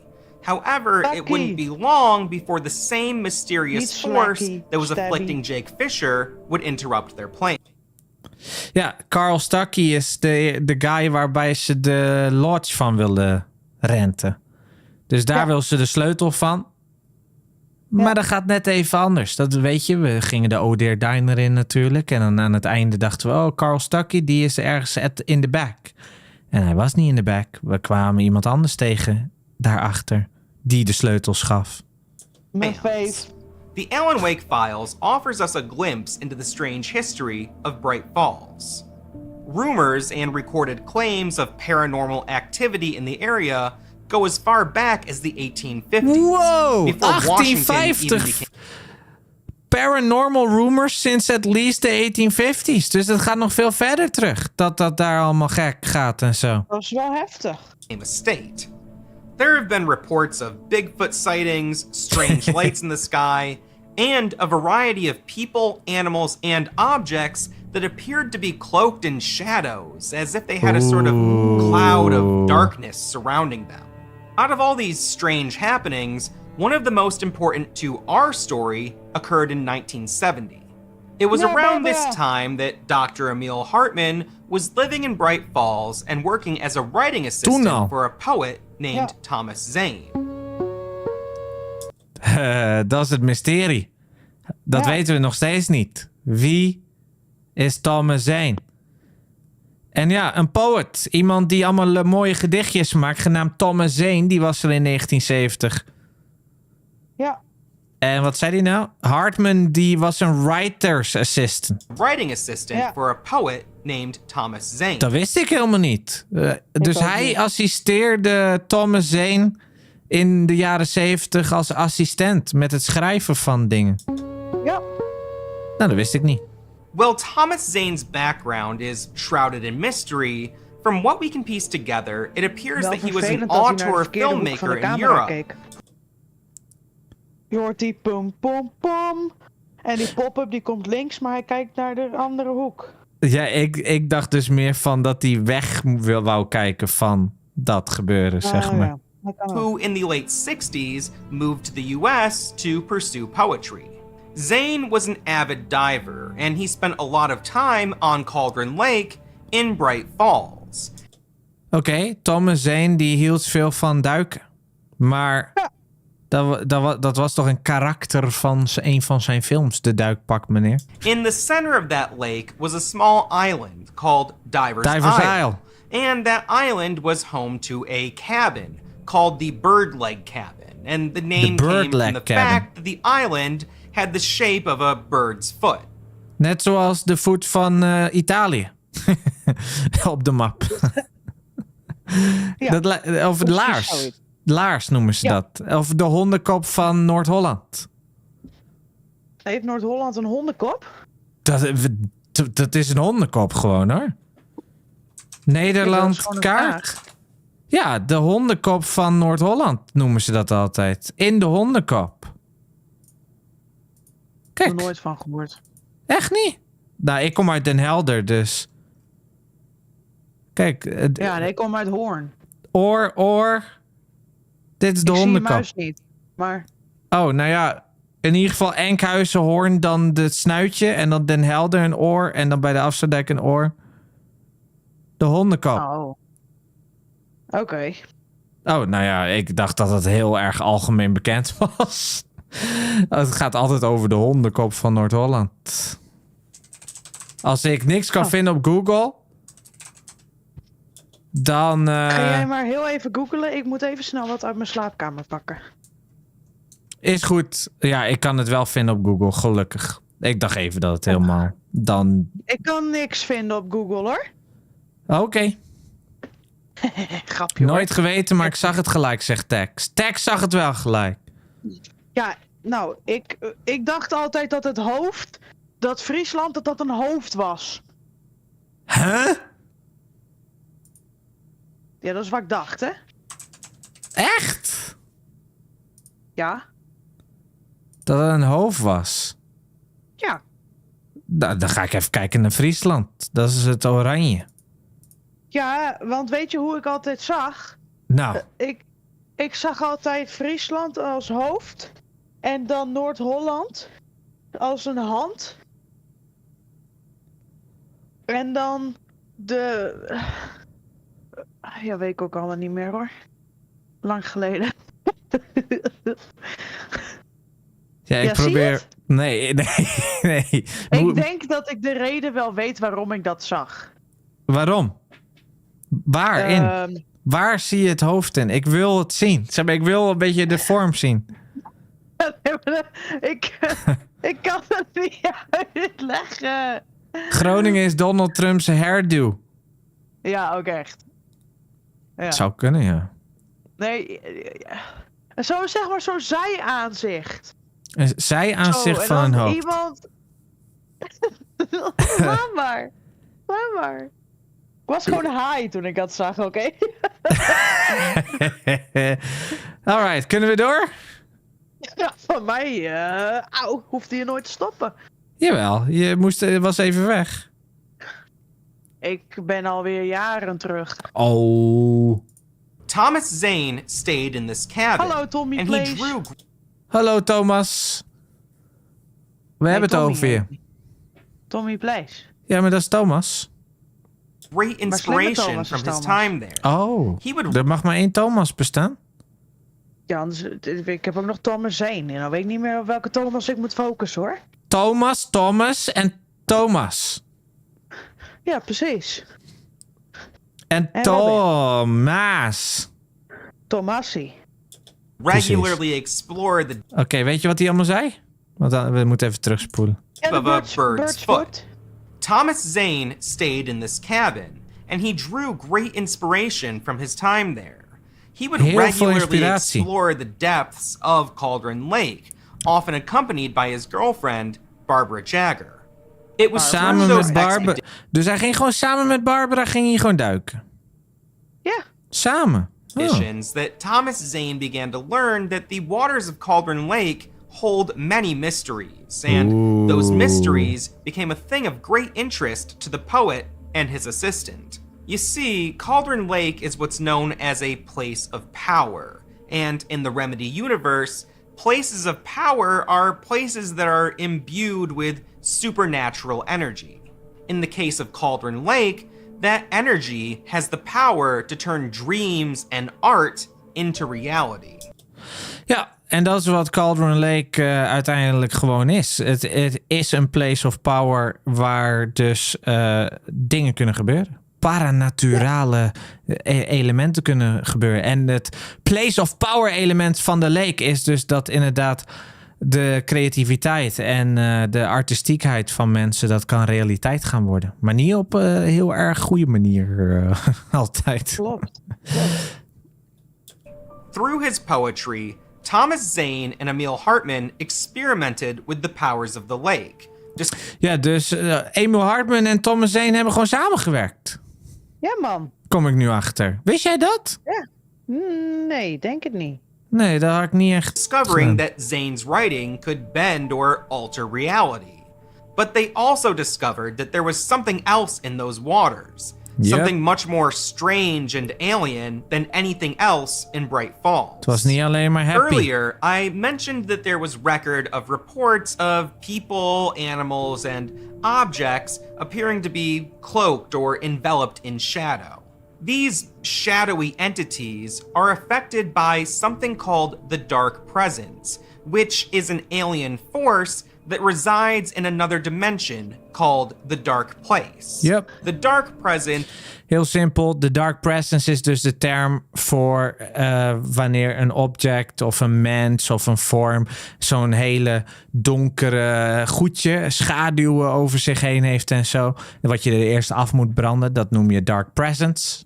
En dat komt natuurlijk vanuit de Dark Place. Een andere dimensie is dat helemaal. En de Dark Place, die dimensie, de portaal van die dimensie zit in dat meer. Is an entity that doesn't operate on human logic, and its origins and motivations and even physical appearance are still unknown to most people. Beneath the waters... Ja, we weten dus niet helemaal wat het doet. Klopt. Want als zeg maar iemand zo'n zwarte presence over zich heen hebt, dat is ook eigenlijk een organisme op zichzelf. Eigenlijk wel, ja. Zoals de his. His. Ja.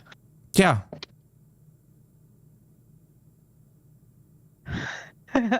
Wat is er? Ja, weet je niet. Ja, je bent een beetje stil. Ik heb het gevoel dat ik in mijn eentje het verhaal aan het volgen ben. Nee, maar ik probeer het zelf ook te volgen. Oh, oké. Dus dat. Ik ben gewoon aan het opletten. We gaan door dan. Cauldron Lake lies a portal to that other dimension, the Dark Place. And that portal is called a threshold. Ja, en al deze termen die zijn dus komen dus van Control. Maar inderdaad, er is dus een dimensie, de Dark Place, zoals ik net ook al zei. En die portaal daarnaartoe, dat is dus diep in dat meer. En dat noem je een threshold. Dus elke keer, bijvoorbeeld praten we over Jessie Vaden, waar het nu niet over gaat natuurlijk. Zij heeft natuurlijk haar Altered World event in Ordinary gehad, waarbij zij op een vuilnisbelt een slide projector vond. En de slide projector is een object of power, want die slide projector die kan iets krachtigs doen, net zoals dat het meer, een place of power, iets krachtigs kan doen. De object of power kon dus, als je daar slides in gooit, van bepaalde slides in gooit, altijd items mogelijk, of ook object of powers, want het kan ook beide object of powers zijn, dan kwam er een portaal, wat je projecteerde aan de muur, dat werd gewoon een portaal naar een andere dimensie. En dat noem je ook een threshold. Want je gaat naar een andere dimensie. Dat noemen we thresholds. Now, thresholds can open and close with little to no explanation. Als jij aan dat koordje drukt om naar Ocean View Motel te gaan, dat is ook een threshold. Ja, want je gaat naar een andere dimensie. Dat Ocean View Motel gebeuren, waar we elke keer naar dat hotelletje puzzels moeten oplossen, dat ligt dus in een andere dimensie of tussen alle dimensies. Maar het heeft ook allemaal portalen, allemaal thresholds naar andere dimensies. Want op het moment... wat dat is, ja. Ja, nou ja, we weten dat omdat we natuurlijk bij de AWE-DLC van Alan Wake bij Control, dan op een gegeven moment gaat ze voor een deur staan, kan ze toch om het kiertje kijken wat er in een andere deur gebeurt. En dat is ineens een threshold naar Alan zijn gebied. Dus dat noem je thresholds. Once again, thresholds zijn dus gewoon de openingen, de portalen naar andere werelden, andere dimensies. And most people aren't aware of them at all. But there are people who are aware of them and they study them and explore them. And we'll talk more about those people a little bit later in this video. The enemy of the dark presence is light, and we saw evidence of this battle illustrated in Jake Fisher's story. The deer that Jake hit with his car had been affected by the dark presence, which is why it screamed in pain when Jake shone his flashlight on it. Jake too was affected by the dark presence, possibly as a result of this very encounter. Before attempting to leave Bright Falls, Jake reached out to Dr. Hartman for help. Hartman immediately recognized what Jake was going through and confirmed it by shining a light on Jake, which caused him to recoil in pain. But what Jake was experiencing was likely different than what had happened to that deer. Jake had only been touched by the dark presence and wasn't fully taken over by it. When someone is taken by the dark presence, that's when they become covered in shadow. Zane... Ja, dus op het moment dat je alleen maar getouched wordt, dan kunnen er wel gekke dingen met je gebeuren. Maar op het moment dat je helemaal taken over bent, als een soort puppet, dan komt al dat shadowy gebeuren om mensen heen. En zo zag je inderdaad weer die deer. Het is een makkelijk concept natuurlijk. We hebben darkness. Wat kan je er tegen doen? Licht. dat is een heel simpel concept. And Hartman did have some knowledge of the dark. Ik moet wel zeggen, hij vertelt het, ook al vinden misschien sommige Nederlanders Engels moeilijk, vertelt hij het wel heel nice, vind ik. Hij probeert het zo simpel mogelijk te vertellen, zeg maar. I like his flow. Presence, but they didn't really fully comprehend it at the time and didn't really know its ways. On July 10th, 1970, Thomas Zane's girlfriend, Barbara Jagger... Wat cool dat je dat ook hebt. Barbara Jagger, A Beacon of Light, 1945, 1970. Dat staat dus ook in de Alan Wake files. Gewoon zo'n krantenknipsel hoe zij overleed. Found in the waters of Cauldron Lake. She was 25 years old. Damn. Distraught, Zane was convinced by Hartman to use the power of the lake to bring her back to life. Zane wrote a poem that aimed to conjure her return, and he was overjoyed to discover that it worked. However... Ja, Thomas Zane die dacht, nee, zij moet niet overlijden. Omdat ze verdronk in dat meer. Ze verdronk in dat meer. Dus maakt hij gebruik van wat ze al aan het onderzoeken waren. Dat dingen tot realiteit kunnen komen qua artistiekheid. Dus had hij een gedichtje geschreven om haar terug te krijgen. En dat werkte. Maar... He soon came to realize that the resurrected Barbara Jagger was actually the dark presence wearing the skin of Barbara Jagger. Dus het was niet Barbara die helemaal zelf terugkwam. Maar het was wel Barbara qua vorm. Nee, Barbara alleen haar skin. Het was eigenlijk de dark presence. Oftewel dat gebeuren, de entity die dan mensen kan overteken, zeg maar. Die kwamen terug als Barbara. Dus ja, dan is er niks van Barbara over natuurlijk. Zane tied her to a chair and cut her heart out, but she wouldn't die. Ja, Thomas Zane dacht de enige manier om dit te stoppen en zo is gewoon het hart eruit te rippen uit Barbara, je liefje. Maar ja, ze ging nog steeds niet dood. De Nee, Dark Presence ze Barbara. toch al niet meer. Ze had haar hart überhaupt Realizing niet that he nodig. had unleashed the dark presence into reality, he believed that he had only one option to undo his mistake. Ja, want hij dacht ook nog eens, oh fuck, nu heb ik de Dark Presence naar de realiteit gebracht. Ja. He decided to write himself and all of his work out of reality and to drown himself and the resurrected Barbara in Cauldron Lake. So he put on his diving suit, he held the body of Barbara Jagger close, and he jumped into the water for one last dive. Ja, hij schreef zichzelf er helemaal out of existence, alsof hij niet meer bestond. Hij dacht, hoe kan ik dit fixen? Ik heb toch een foutje gemaakt. Hoe kan ik dit repareren? En toen dacht Thomas Zane, de poet in 1970, van dan ga ik gewoon helemaal verdwijnen. Ik schrijf ook dat ik niet meer besta. En ik neem haar mee in de lake waar het allemaal belongt. Gewoon weer terug, het duveltje weer terug in het doosje.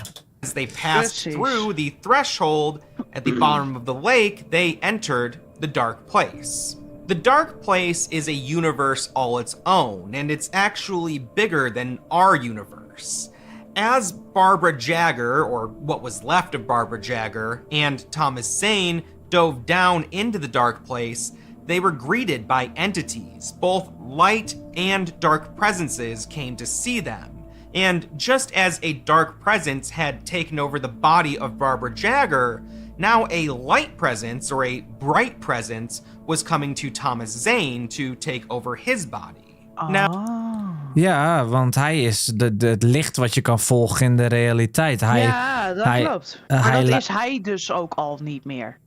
Nee, dat zou je wel zeggen. Now, before he entered the dark place, Thomas Zane wrote a poem, and the intention of that poem was to erase himself and all of his writing from reality, thus undoing what he did when he brought back the evil version of Barbara Jagger.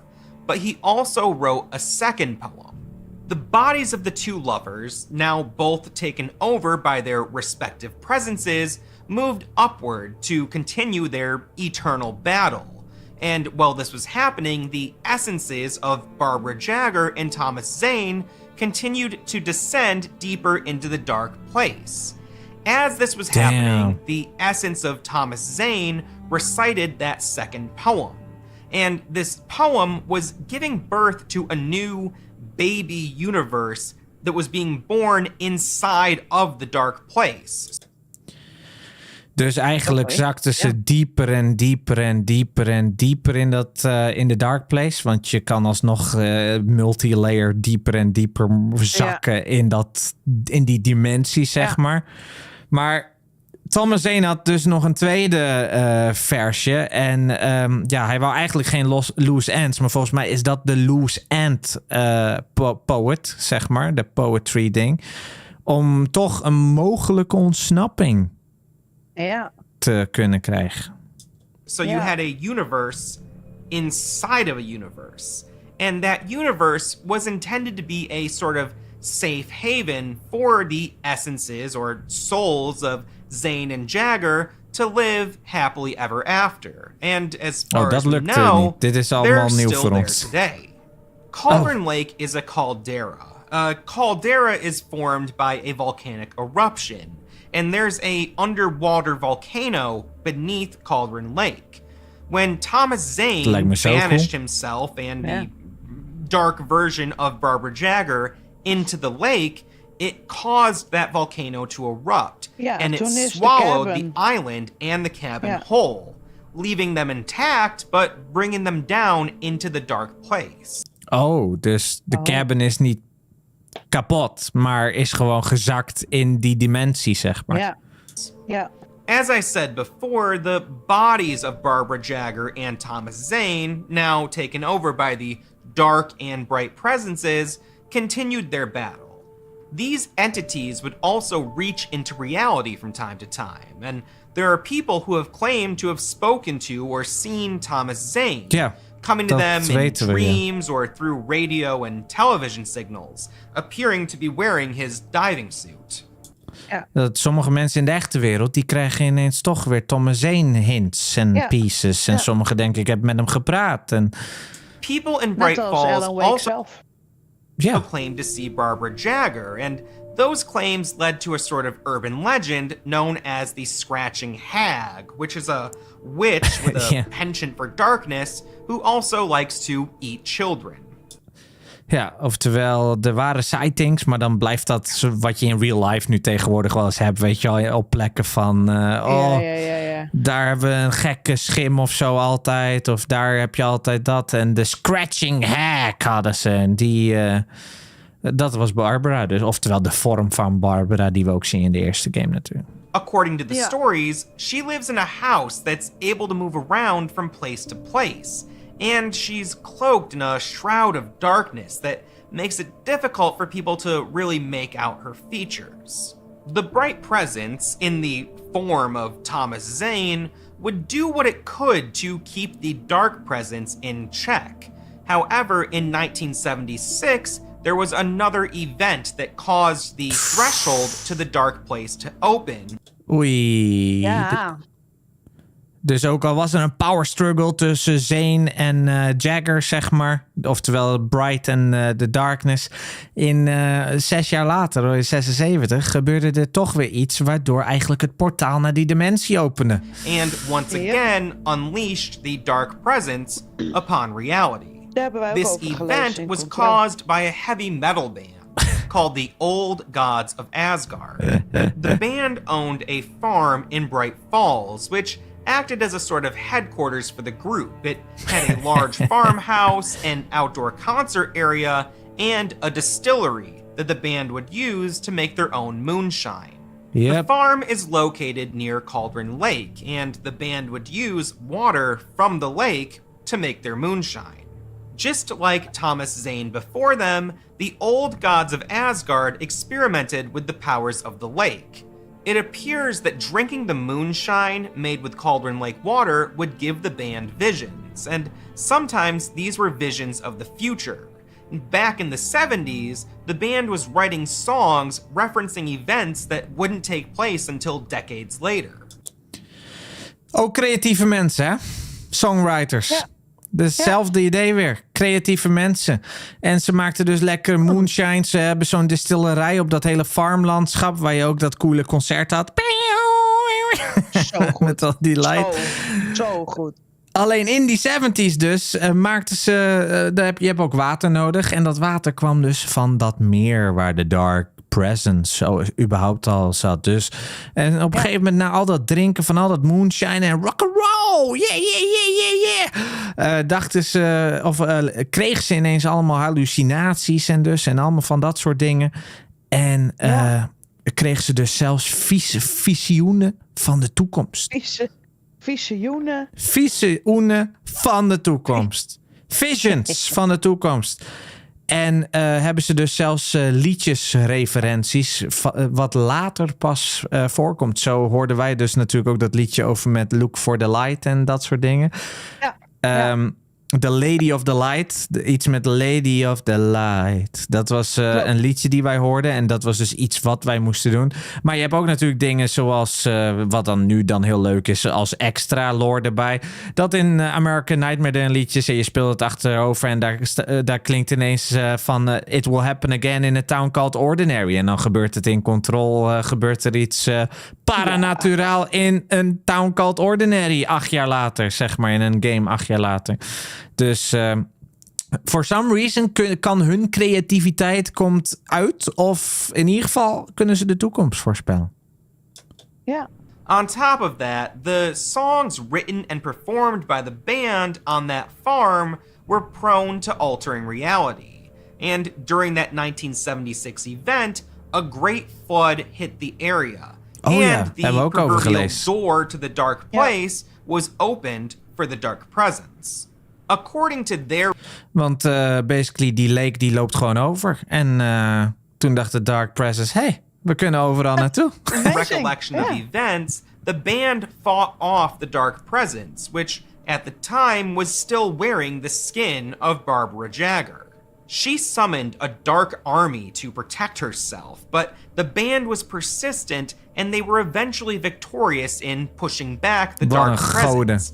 However, the event took quite a toll on members of the band. One of the members, known as Odin Anderson, cut out his own right eye so that he might more resemble his namesake, Odin, the one-eyed god. His brother, Tor Anderson, was struck by lightning during the event. The Anderson brothers would eventually wind up in the care of Dr. Emil Hartman and become semi-permanent residents of the Cauldron Lake Lodge. Ja, dus het is semi-permanent dat ze daar wonen. Ja, maar ja, precies. Inderdaad, we vonden dat dan altijd dus het gekkenhuis daar. In die lodge, daar wonen allemaal verschillende karakters die Emil Hartman bestudeert. En vooral hebben we in Control gehoord mensen waarvan hij al wist van dat die kunnen wel eens speciaal zijn. Of paratotalitarians zijn, zoals je dat zo mooi vindt, hoe ik dat altijd uitspreek. En hun zijn er natuurlijk nog steeds van. Alleen ja, er zijn er maar 2 members van de band over. But they would remain vigilant in their opposition to the Dark Presence.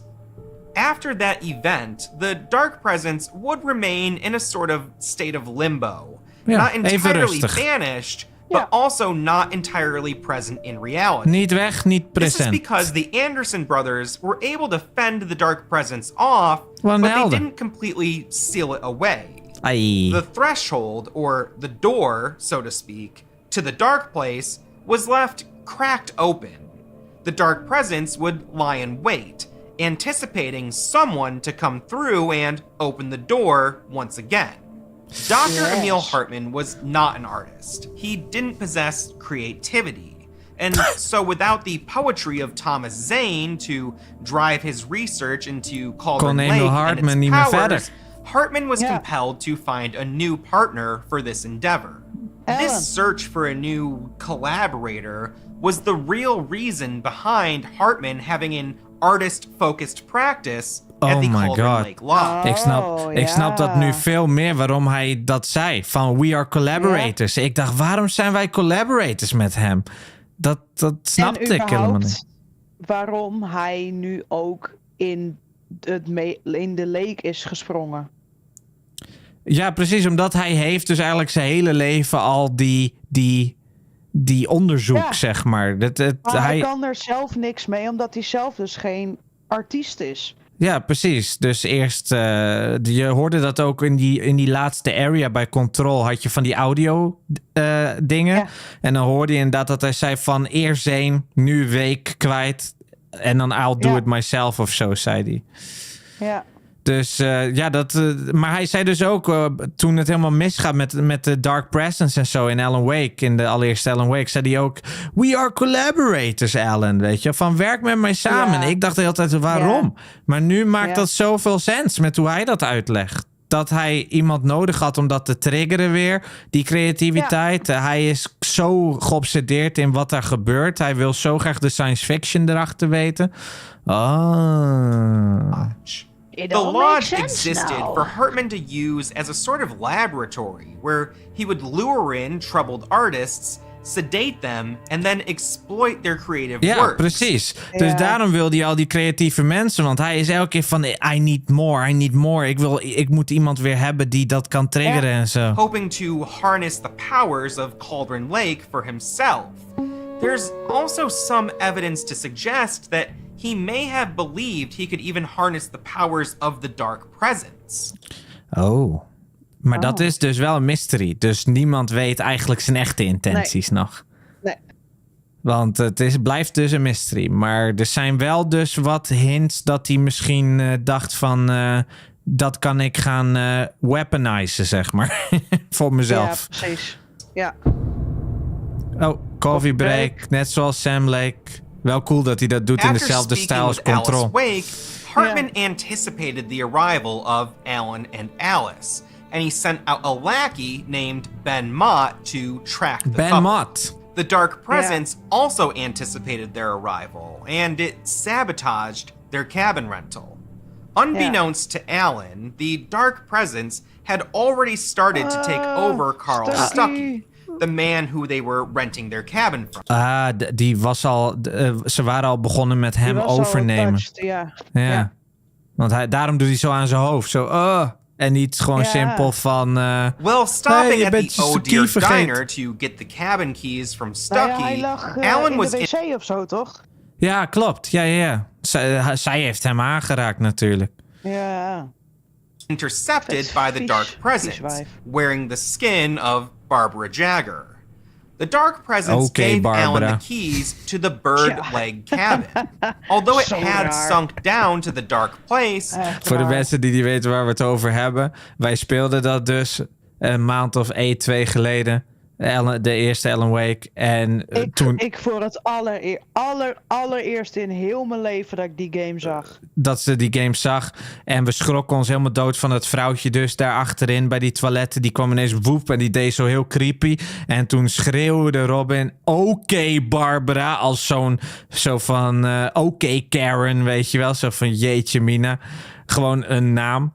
En toen bleek het dat ze ook echt Barbara heet. Want ze heet Barbara Jagger. Dus... ja. Zo raar. Goed gegokt. Het was inderdaad Barbara. Maar dat komt omdat ik ook een artist ben. En ik kan visioenen...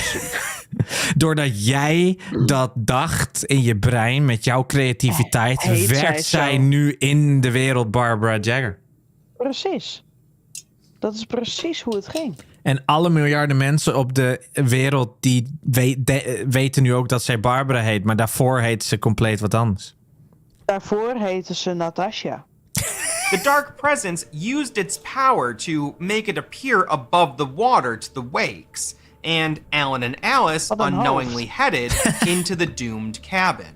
Oh. Dus hun zeggen basically, want dat is voor mij ook een mysterie.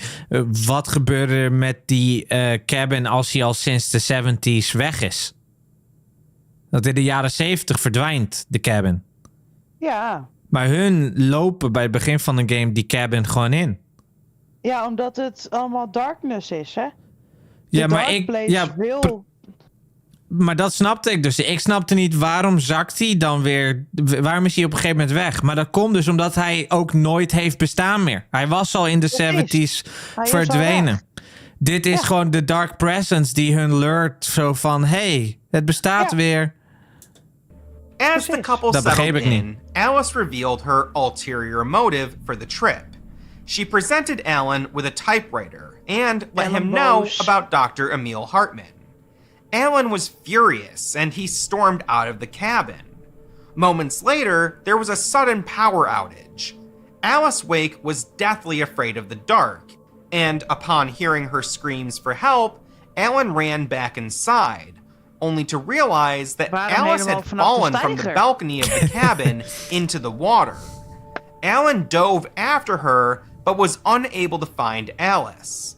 In a frenzied and confused state, Alan emerged from Cauldron Lake, and was greeted once more by the Dark Presence in the form of Barbara Jagger. The Dark Presence had Wake under a spell, and led him back into the cabin. The Dark Presence told Wake that Alice... Is het dan omdat hij achter Alice aangaat en het water inspringt... dat hij op dat moment touched wordt... en dat de Dark Presence op dat moment hun persoon eindelijk hebben... die creatief genoeg is? Ja. Omdat hij een succesvolle schrijver is. Dus als hij dacht van... ik heb zoveel ruzie met mijn vrouw, ik ga naar huis... dan was er niks aan de hand. Dan was het... Precies.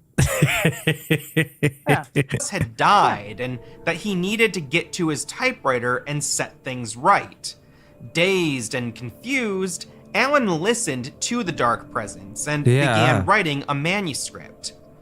The Dark Presence directed Alan's writing, guiding him toward creating a story that would set it free to wreak havoc on reality. Oké, dus basically werd er tegen hem meteen gezegd... door de Dark Presence...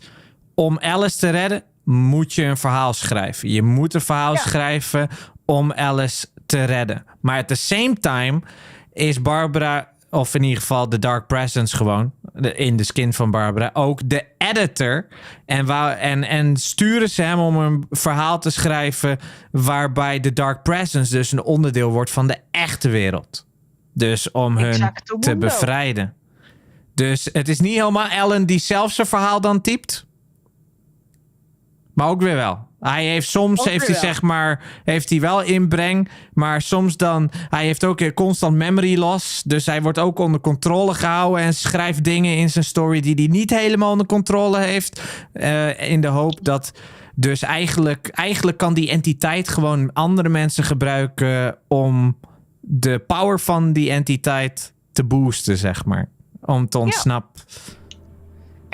Dus het is eigenlijk constant een gevecht van, nee, ik wil mijn escape writen en ik wil dat de Dark Presence helemaal verdwijnt. En de Dark Presence gebruikt hem om te schrijven van, haha, en nu waren wij met z'n allen yogi-beren in de echte wereld, zeg maar, weet je wel?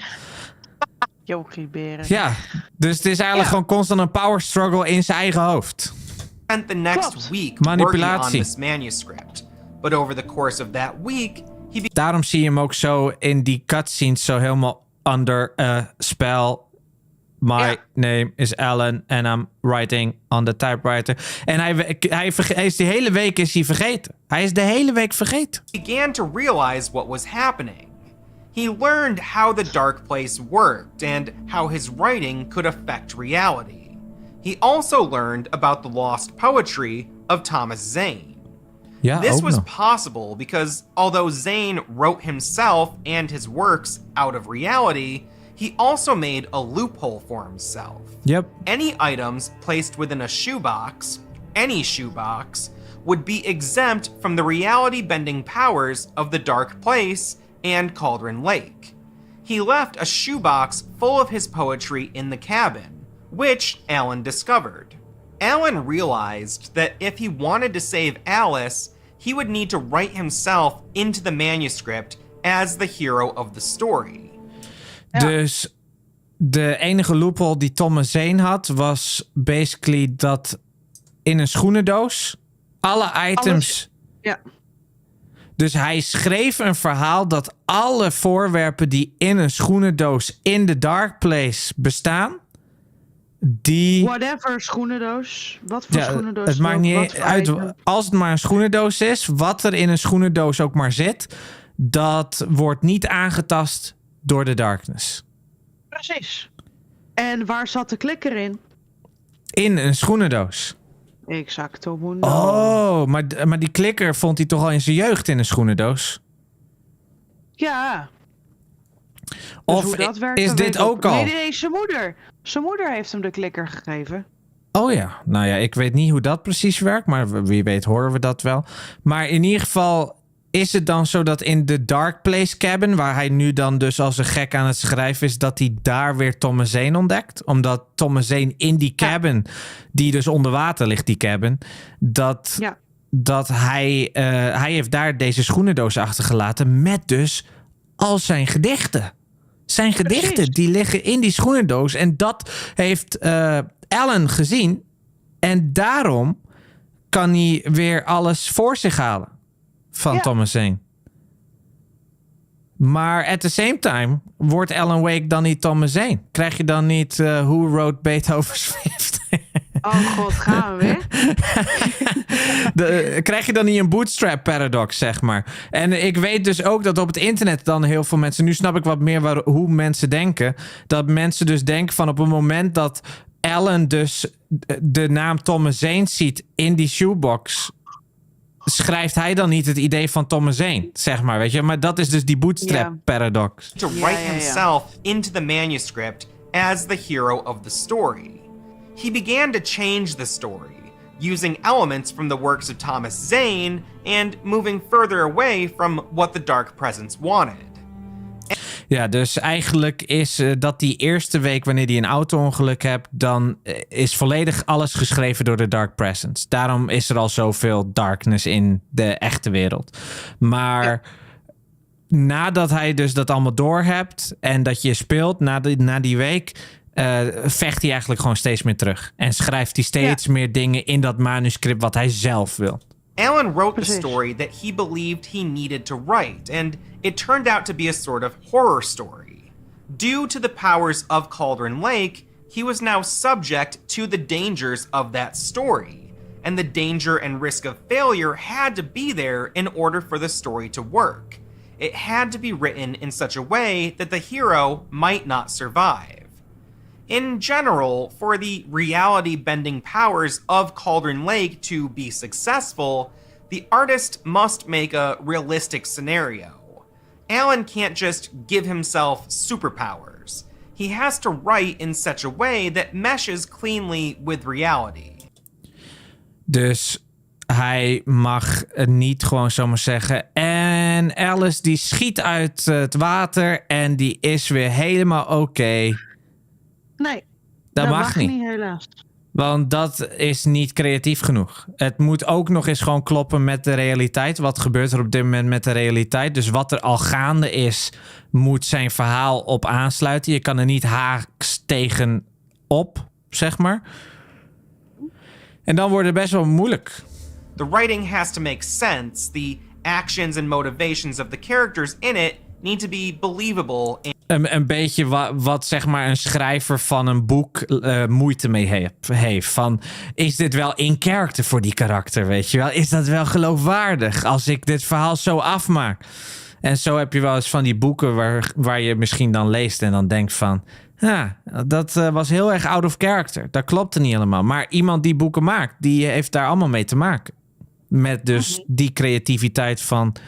Ja, is het wel geloofwaardig? Is het consistent? In collaboration with Thomas Zane, or more likely in collaboration with the bright presence in the form of Thomas Zane, Alan was able to break free from the grip of the dark presence long enough to exit the cabin and get to his vehicle.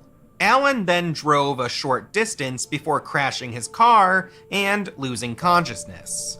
Upon waking, Alan had no memory of the previous week spent writing in the cabin, and he did not yet know that he was experiencing a reality that he had shaped with his own writing.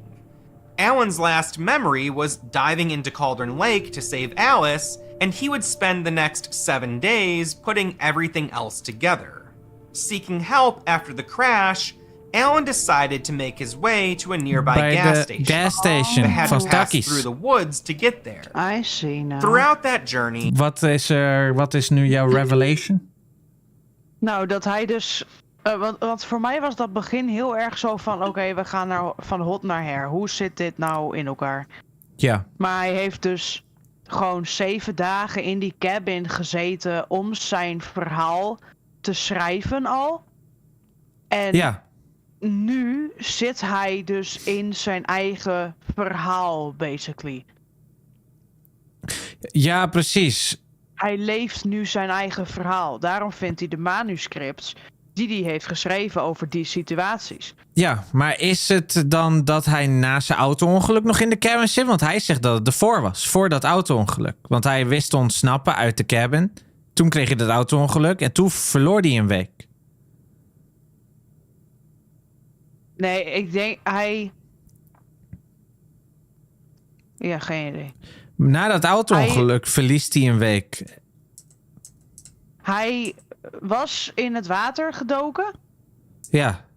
En hij was dus uit die cabin weer gekomen. En toen in zijn auto gestapt. En toen gewoon gaan rijden. En toen ging hij bewusteloos en had hij de crash. Ja, precies. Maar hier wordt basically al gezegd dat hij dus uit het grip kan komen van de Dark Presence nadat hij al veel heeft geschreven. Want je ziet Barbara, weet je wel, hier eerder. Ja. Je ziet dat Barbara helemaal met die typewriter hem laat schrijven. Dan ontsnapt hij. Ja. Wordt er gezegd. He was able to break free. Long enough to exit the cabin and get to his vehicle. Gewoon, ja. Maar echt ja. Lang genoeg kon hij escapen van de Dark Presence, zodat hij echt uit die cabin kan. Om naar zijn vehicle te gaan. Dus long enough to get to his vehicle, zeg maar. Niet lang genoeg in het algemeen. Oftewel, als hij korter deed, dan was hij niet ontsnapt. Dan Dan was het gewoon, werd hij teruggetrokken, zeg maar. Before crashing Maar dus, his car and dan rijdt hij een klein stukje, dan crasht hij zijn auto en dan is hij überhaupt vergeten. Upon waking, Alan had no memory of the previous week spent writing in the cabin. And he did not. Hij weet dus Oh. alleen nog dat Alan, tot aan het punt dat hij in het water dook, weet hij dus niet meer. Ja, precies. Dus hij weet dat Alice weg is. Hij weet het niet meer. Het is niet dat hij een auto-ongeluk krijgt en dan een week kwijt is daarna. Dat het ineens een week verder is, zeg maar. Precies. Hij weet gewoon zijn vorige week helemaal niet meer. Precies. Dus hij weet niet meer dat hij erin sprong. Hij weet niet meer dat hij in de cabin zat. Hij weet niet meer dat hij heeft geschreven als een gek door de Dark Presence. Want de Dark Presence heeft hem alleen maar laten schrijven. Dat weet hij allemaal niet meer. En dan zit je eigenlijk al in je eigen verhaal. En je eigen verhaal is nog vooral de horror story die de Dark Presence wil schrijven om te ontsnappen uit het meer. Not yet know that he was Ik snap hem nu. experiencing a Maar reality. ik heb dus 2 keer gedacht dat hij een auto-ongeluk krijgt en dan ineens een week kwijt is. In de zin van, Daarna. ja, dus ineens weer een week geshift was in tijd. Naar voren. Dat dacht ik altijd. Ah. Dus het wordt zwart, weet je wel. En dan ineens ben je de week daartussen kwijt. En daartussen heb je dus een verhaal geschreven. Dat dacht ik, maar dat is niet zo. Ja, precies. Nee. Het is zo dat hij dus...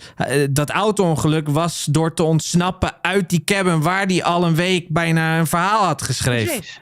That he had shaped with his own writing. Maar alsnog dus in de dark wereld zit. Hij zit in de dark place. Nee, hij zit gewoon in de realiteit. Maar die wordt aangetast memory was diving into Cauldron Lake to save Alice. De Dark Presence is in de echte wereld. Het verhaal speelt zich af in de echte wereld. And he would spend the next 7 days putting everything else together. Maar de wereld wordt al altered door zijn story, zeg maar. De wereld wordt al aangepast door zijn verhaal. After the crash, Alan decided to make his way. The Dark Place is echt een hele andere sham, zeg maar. Dat is echt timey-wimey, helemaal gek, helemaal woep, woep, woep. De Dark Place, daar wil je niet zijn, want dat is keiharde horror. To a nearby gas station, but had to pass through the woods to get there. Throughout that journey, Alan faced opposition from a number of people who had been taken by the Dark Carl Presence. Stuckey. This included a maniacal, axe-wielding Carl Stuckey, who had now fully completed his transformation into one of the Taken. Alan was forced to defend himself and killed Stuckey. He did this by first using light to break away the shield. Dus zodra hij dat water raakte, is hij opgeslokt een week lang en daarna weer vrijgekomen. En toen had hij dat auto-ongeluk en was hij die hele week vergeten wat hij überhaupt had gedaan. En toen heeft hij dus hier in deze echte wereld in Bright Falls heeft hij meegemaakt. Zo van holy shit, wat ik al heb geschreven in dat meer, in die lodge, dat komt nu tot waarheid. Maar ik kan me helemaal niet herinneren dat ik het heb geschreven. En hij wou het eigenlijk waarschijnlijk ook niet schrijven. Want hij werd dus alleen maar door de darkness omarmd van... Jij gaat voor ons even een mooi verhaaltje schrijven, Mr. Wake. En dat komt dan uit. En dat komt dan ook heel goed uit voor ons, zeg maar.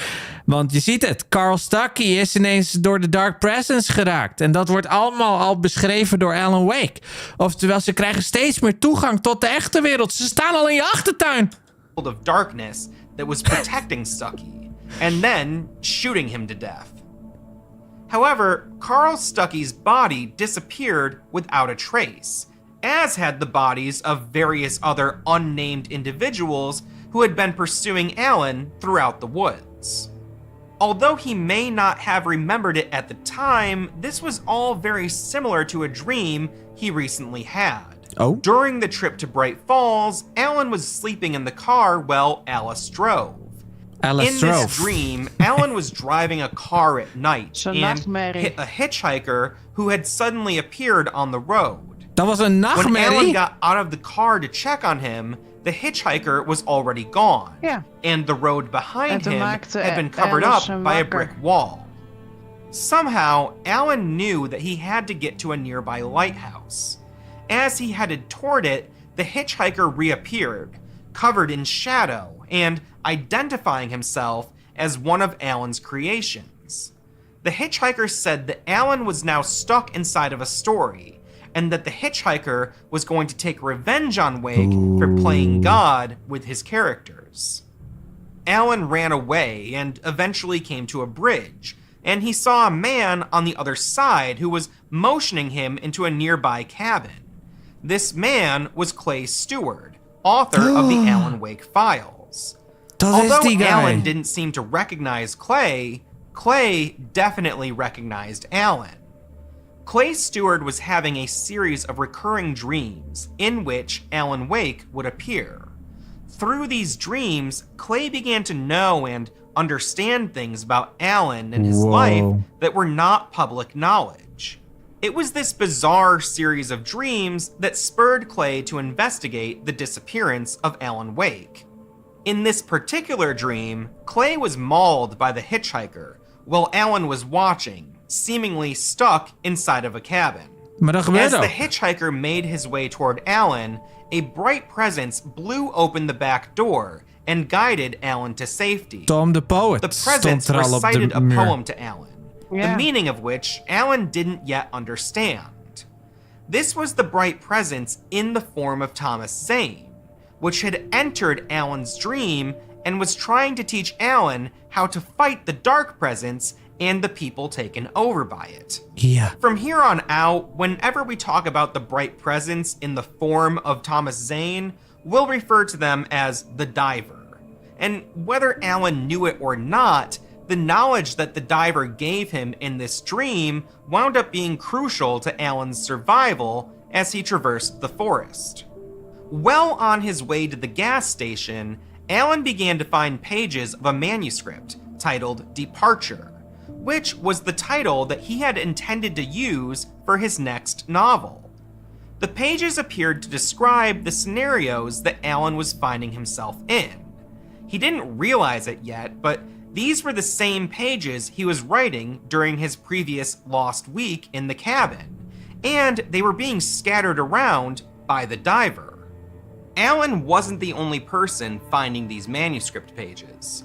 A number of them were found by a former FBI agent named Robert Nightingale, who eventually began pursuing Alan Wake. Waarom noemt Nightingale Alan altijd een andere naam? Een andere schrijversnaam? Echt, hè? Dat vraag ik me echt af. Obsessie. Maar, dus Thomas Zane, dat is eigenlijk niet meer Thomas Zane daar, zegt hij. Precies. Hij zegt dat is gewoon eigenlijk gewoon Team Licht. Barbara. Ja. Barbara Team Black, Zane Team White. Alan reached Light the gas and station, dark. which was empty, seemingly abandoned by its former owner, Carl Stuckey. He noticed a sign advertising the upcoming local festival, Deer Fest, which was now 1 week closer than it was when he had first arrived in Bright Falls. En daarom weet hij dat hij een week mist. It was at that moment that Alan realized he had lost an entire week. As he entered the building, Alan saw a television turn on by itself, and a strange transmission showing Alan in the bird leg cabin played on the screen. Again, Alan didn't realize it at the time, but this transmission was showing Alan what had happened to himself during his lost week. Alan shambled to the phone and dialed the local ship. Oh, dus al die beelden, dat is wat er in die week gebeurde toen hij de story schreef. Dat wist ik ook niet. Sarah Breaker. Weet je wat ik dacht? Ik dacht dat hij hier nu bestaat en dat hij ook nog bestond in de cabin. Dus dat er ook nog een gedeelte van hem in de cabin bleef schrijven en dat je dat zag, zeg maar. Dat is wat ik dacht. Responded to the call and arrived at the... Net als hoe die kan fuseren, weet je, dat hij zo op de grond ligt voor zijn typewriter. En dat hij hem dan aanraakt en dan fuseert dat weer samen. Dus zoiets dacht ik. Alan Wake visibly traumatized and sporting a large head wound. She knew that Carl Stuckey had gone missing, so she was very skeptical about the man that she found inside of his gas station. Sarah Alan Breaker. tried to explain his situation to the sheriff, leaving out the part about battling shadowy beings, but letting her know that he and his wife had been staying in the cabin at Cauldron Lake and that he had been searching for her after she disappeared. Die is met pensioen trouwens, hebben we gelezen in Control, volgens mij. Sarah? Ja, Sarah Breaker is met pensioen in Alan Wake 2. De sheriff had er genoeg van, denk ik. Of er is wat anders gebeurd. Wie weet komen we dat allemaal te weten over 2 dagen. Sheriff Breaker listened to Alan's claims, but she knew that the island was lost in the volcanic eruption of 1970, and she brought Wake to the site to prove it. Alan was confused and distraught. After being checked out by a local doctor, Alan received an anonymous phone call. The call came from a person claiming to have kidnapped Alice Wake. He told Alan to meet him at a point called Lover's Peak, located within the nearby Elderwood National Park. Alan was instructed to come alone and to not involve police in the matter. At the same time, Alan's agent, Barry Wheeler, was making his way to Bright Falls. After not hearing from Alan or Alice for an entire week, he became concerned. He pulled up to the sheriff's station just in time to catch Alan engaged in a confrontation with Dr. Emil Hartman, who was there to apologize for 2 of his patients, the aforementioned Anderson brothers, Tor and Odin, who were being unruly during one of their recent escapes from the Cauldron Lake Lodge. Although they were seen as permanent residents of the lodge, the brothers would find a way to get out and raise hell around Bright Falls whenever they had the chance to. Seeing Hartman brought Alan back to his fight with Alice, and in a fit of rage, Alan struck Hartman in the face. Oh ja. Hartman didn't care to press charges. Op zijn neus. Ja, omdat hij hem natuurlijk een jeet gaf. Ik vroeg me dat alweer af. Van hoe komt die gast ook weer aan die pleister op zijn neus? Ja. Hij was natuurlijk ook heel veel druk aan het zetten, volgens mij. Heel veel mentale druk. Charges, and Barry hurried Alan out of the building as the 2 headed toward the visitor center at Elderwood National Park, where they would rent a cabin and wait for nightfall before Alan would head toward Lover's Peak. Alan attempted to explain the events of the previous night to Barry, but Barry had a hard time believing Alan. Yeah. Alan Wake had been a long-time vocal skeptic, often being very critical of anyone who believed in the supernatural or pseudoscience or anything that required more faith supernatural than proof dingen, denk ik. Still, Alan was Barry's longtime friend and his most successful client, so Barry did what he could to stay supportive, especially since he knew that he wouldn't be able to change Alan's mind about going to meet the kidnapper. Upon nightfall, Alan started his trek to Lover's Peak, leaving Barry behind in the rented cabin. As darkness covered the area, the dark presence once again made itself known to Alan Wake. Alan saw a power outage at the visitor center and saw Rusty, a park ranger who worked there, badly wounded on the ground. Alan had talked to Rusty earlier that day when he came to pick up the keys to the cabin that he and Barry were renting. Rusty was almost in a trance, having been deeply traumatized by whatever had attacked him. It was clearly the work of the dark presence, and before too long, Alan ran into Rusty once more, only this time he had been completely taken over.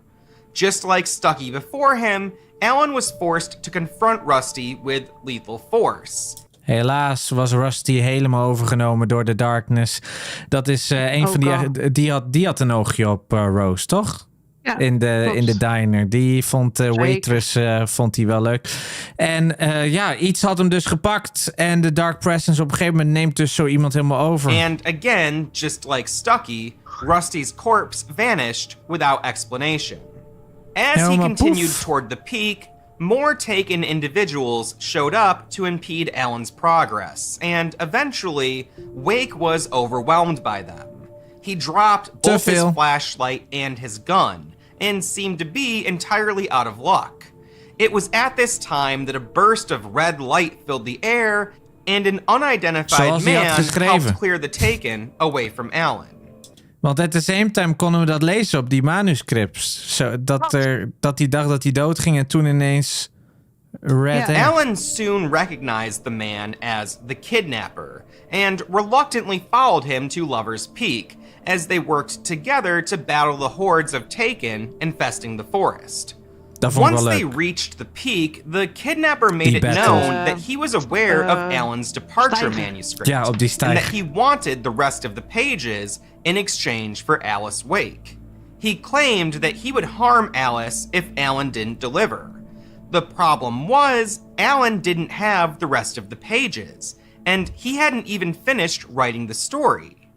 Incensed, Alan lashed out at the kidnapper. And the two... Ja, hij had Alice niet, maar waarom wil hij de pagina's? En Rickert zegt op TikTok... Yo Sander, blij dat ik je tegengekomen ben. Ken je al zo lang van Left 4 Dead tijden? Welke game is dit? We doen onze laatste deep dive van Alan Wake. We hebben Alan Wake en Control gespeeld. Dan kan je allemaal terugkijken. En nu doen we eventjes een leuke video van iemand. Doen we eventjes nog alles even refreshen. En dan kijken of we het allemaal mee kunnen krijgen... wat er in Alan Wake 2 gebeurt. Mijn vraag was inderdaad van... waarom weet hij ten eerste dat hij in een story zit? Weet je wel? Ja, precies. Want hij vraagt om de laatste pagina's. Ja, dus hij heeft kennis dat dat tot leven komt. Alleen hij had Alice niet eens. Maar hij zegt, finish the story, man! Tumbled over a guardrail, landing on a hiking path below. Hij The slaat wel kidnapper veel. dropped his handgun in the tussle and saw Alan reach for it. The kidnapper then ran off before Alan could fire a shot at him. Alan decided to head back to Barry and plan his next move. While Barry initially thought that Alan was going mad, he had now come to realize that the horrors Alan was describing were entirely real. A flock of ravens that had been touched by the dark presence were assaulting the cabin where Barry was waiting for Alan. As Alan worked his way back toward Barry, he was contacted again by the kidnapper, who gave Alan a deadline of 2 days to deliver the finished manuscript. Ja, ineens gewoon, Alan rescued Barry from the birds and tried to get to work on finishing Departure. However, he found himself unable to write. During this time, Barry was contacted by Rose Marigold, the waitress and Alan Wake fan from the Oh Dear Diner. She claimed to have Alan's missing pages, but unbeknownst to Barry, she was actually under the spell of the dark presence. This was another case of someone having been touched by the dark presence rather than being completely taken over by it. Ja, want je ziet geen shadowy stuff op Rose, maar Barbara, of in ieder geval de Dark Presence, die maakt wel gebruik van haar om iets voor elkaar te krijgen.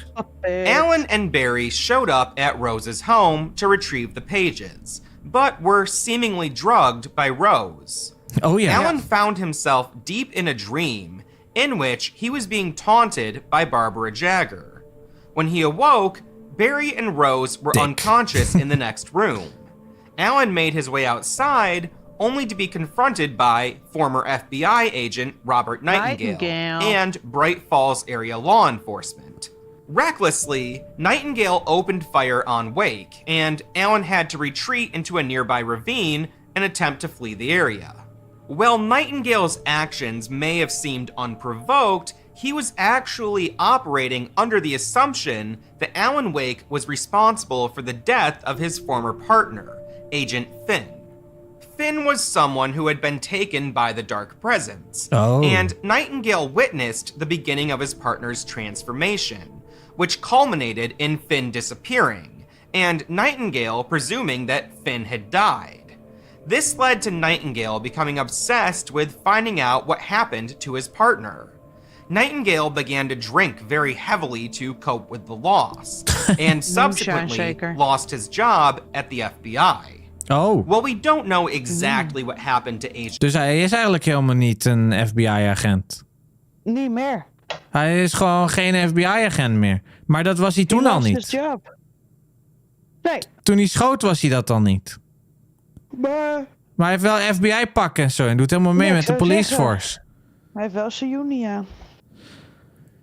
Maar ja, ik vroeg het me ook af. Dat was voor mij misschien wel mijn grootste mysterie van why de hel wil hij meteen Alan Wake neerschieten. Hij hoort bij de FBI en hij wil gewoon een geweer tegen zijn kop aan en gewoon knallen hem.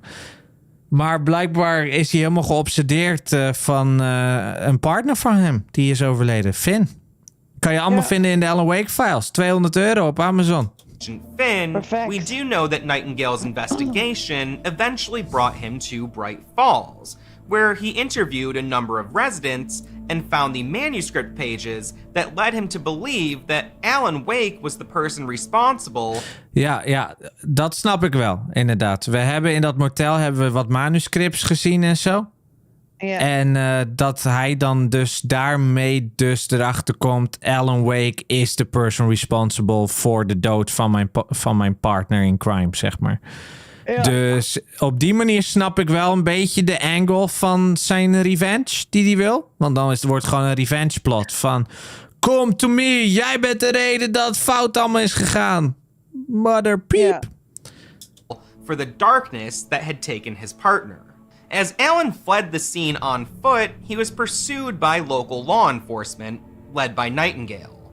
At the same time, the dark presence had begun to take the form of a tornado that was trailing Wake. Oh yeah. The tornado was wreaking havoc on the town of Bright Falls and on the police that were pursuing Alan. Ja, waardoor heel veel politie werd overgenomen. Made it to the KBF-FM studios, a local radio station which was home to a DJ named Pat Main. Pat Main. Main had met Alan a week or so prior when Alan and Alice were on the ferry into Bright Falls. Yeah. Alan had hoped to find respite at the station, but before long, Agent Nightingale had closed in on Alan's location. Nightingale took another shot at Alan, and Alan was again forced to flee. Nightingale was immediately reprimanded by Sheriff Breaker.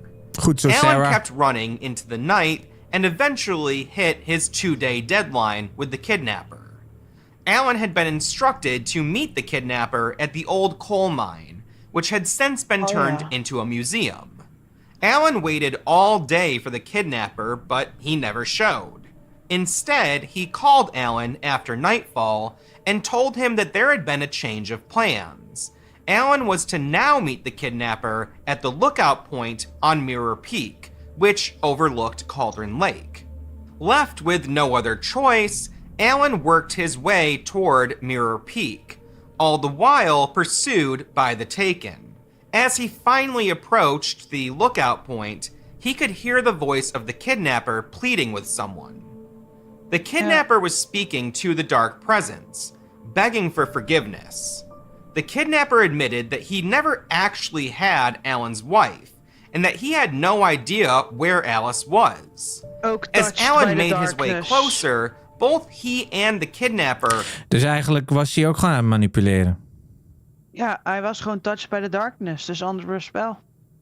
Were swept up by the dark tornado and thrown into the nearby wall. Ik dacht toen ik hem speelde dus met jou, dat hij dat hier pas was. Weet je, dat we hem eigenlijk net op tijd verloren waren. Dat hij net niet alles kan vertellen. Maar hij wordt dus eigenlijk al geleid door de darkness. Ja, precies. Alan was nearly unconscious, but a hand emerged to bring him to the surface. That hand belonged to none other than Dr. Emil Hartman. Oh yeah, we already know the true nature of Hartman's work at the Cauldron Lake Lodge, but this vind ik zo'n cool shot, hè, dit. Ja, voor die tijd al helemaal. Was unknown to Alan at the time. Hartman had sedated Alan and attempted to convince him that he had been a patient at the lodge for a while now. According to Hartman's version of events, Alice Wake had drowned, and Alan had been having severe episodes in which he concocted a false reality to cope with the loss of his wife. Yeah. All of the strange things that Alan had experienced in Bright Falls up until this point were merely delusions created by Alan because he couldn't accept that Alice was dead. Ja, dat begreep ik niet. Want ineens zie je die hand en dan ben je ineens in Hartman's lodge. En dan zegt Hartman basically van, nou, je hebt alles verzonnen, zeg maar. Nou weten we dat Hartman sowieso meer kennis heeft erover. Dus dat hij liegt, want hij heeft dezelfde kennis vanuit de jaren 70 zelfs. Maar wat was het doel daarvan? Waarom probeerde hij... Uitmelkerij, denk ik. Hij wil gewoon samenwerken met Alan, zonder dat Alan het doorheeft. Van dat Hartman eigenlijk op zoek is naar meer informatie. Ja, precies. Ja, that makes sense. However, Hartman was fully aware of the situation. He knew that Alan had interacted with the dark presence. And he knew that Alan's writings were already having an effect on reality. Hartman hoped to become Alan's editor on the manuscript and coach his writing in the same way that he guided the writing. Hij wil hem eigenlijk subduwen, onder hem plaatsen, zeg maar. Dus dat is ook gewoon een beetje mindfuck. Thomas Zane. Alan knew that he was being lied to, but felt that he had to play along for the time being. Before too long, a power outage struck the lodge, which appeared to be directly connected to the dark presence and a large storm that was brewing in the misschien al area. te sterk. Amidst the chaos, Ja, the Anderson brothers... Die zuster in elkaar geslagen, ja. Ja, op het moment dat het licht uitging, denk ik dat ze dat daarna gewoon hebben gedaan. Want hun zijn al wel vaker ontsnapt. attacked one of the orderlies at the lodge and encouraged Alan to move forward in his battle against the dark presence. Omdat hun er alles van Prior weet. to the blackout, they confided in Alan, letting him know that they too had engaged in such a battle in the past, and acknowledged that it was partly their fault that the dark presence was able to push into reality. Yeah.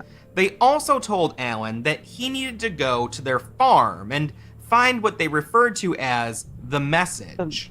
Yes. As we've seen, the dark presence can cause memory loss in people.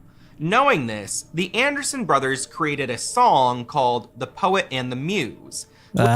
Dat hebben ze gecreëerd, zodat ze hun memory loss of zo weer, dat ze messages kunnen vasthouden of zo. Ja. Want dan hebben ze dus een message in het liedje. Dus ook al vergeten ze het, dan horen ze via die message weer wat ze moeten doen. Which was intended to act as a sort of crash course for anyone who might be facing the dark presence in the future.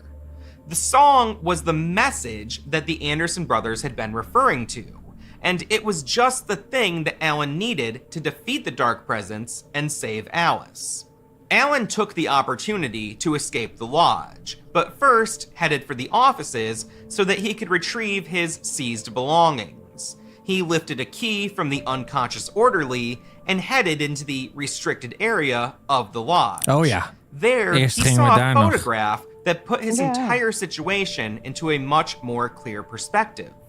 In the photograph, standing among the staff of the lodge, was the kidnapper, Ben Mott. Wake immediately recognized the man, but what he may not have realized was that Mott had been tracking Alan as soon as he got close to Bright Falls, and that Mott was there on the ferry that Alan and Alice took into town. Alan also found a series... Jezus, wat een detail dan voor een videogame. Dat die karakter dan al een tijdje aan track is. Maar werkt hij dan voor Emil Hartman? Is dat dan? That Hartman had made while talking to Alice on the phone prior to their arrival in Bright Falls. At one point in his journey, Alan received a strange call from Alice. Only he knew that she didn't sound quite right. Ja, die vond ik zo This raar. was because that call had been manufactured by Emil Hartman, who used these recordings to... Ja, die had dat geknipt. Oh ja, daar kwamen we toen achter. Dat die had de recordings geknipt en geplakt. En dan had hij gewoon een andere message gemaakt van haar stem. Zo van, je bent een klootzak, Alan. Trick Alan. As he continued through the lodge, Alan unexpectedly ran into Barry Wheeler, who explained that Hartman and his goons had locked him in a room after he came around looking for Alan. Barry also revealed that he had stolen Rose's prized Alan Wake cutout in revenge for giving them false information about the manuscript pages. Hij heeft dat... Ik had dat niet eens door. Hij heeft gewoon die cutout gestolen van Rose. gewoon omdat Roos niet de informatie kon geven? Ja, heb je dat niet doorgehad? Nee, dat heb ik niet doorgehad. Ik dacht, waarom heeft hij die cut-out? Omdat hij de agent is van Barry, van Alan, heeft hij gewoon een cut-out mee om meteen altijd te promoten, zeg maar. Altijd hem te promoten, zijn persoon. Maar nee, dat had hij gewoon gestolen omdat hij dacht van, fuck you, Roos, je gaf ons helemaal niet meer informatie. Hier is jouw dit is jouw favoriete Alan Wake cut-out bord. Ik steel hem. Had been under the control of the dark presence at the time. But regardless, hoe dan ook vond ik het hilarisch. Dus het heeft niks veranderd met hoe hilarisch het was. Under the cardboard cutout as if it were the most important thing in the world. Next, Alan entered Hartman's office, where he found his manuscript pages, as well as the handgun that he had on him before showing up at the lodge. Hartman emerged from the shadows and attempted to bargain with Alan, finally coming clean about the ruse that he had subjected Alan to. Alan was furious, but before the situation could escalate, the Dark Presence intervened and Alan locked Hartman in the office, alone with the Dark Presence. While Alan couldn't be sure of Hartman's fate, Hartman did survive that encounter with the Dark Presence. Heeft hij overleefd. We'll come back around to resolve his story a bit later. Alan and Barry battled through the lodge and eventually made their way to the Anderson farm, where they were again confronted by more of the Taken. When they finally got to the Andersons' farmhouse, they found the message that the Anderson brothers had been talking about. The message was on a vinyl record, which Alan and Barry listened to as they partook in some of the special moonshine that the brothers had distilled.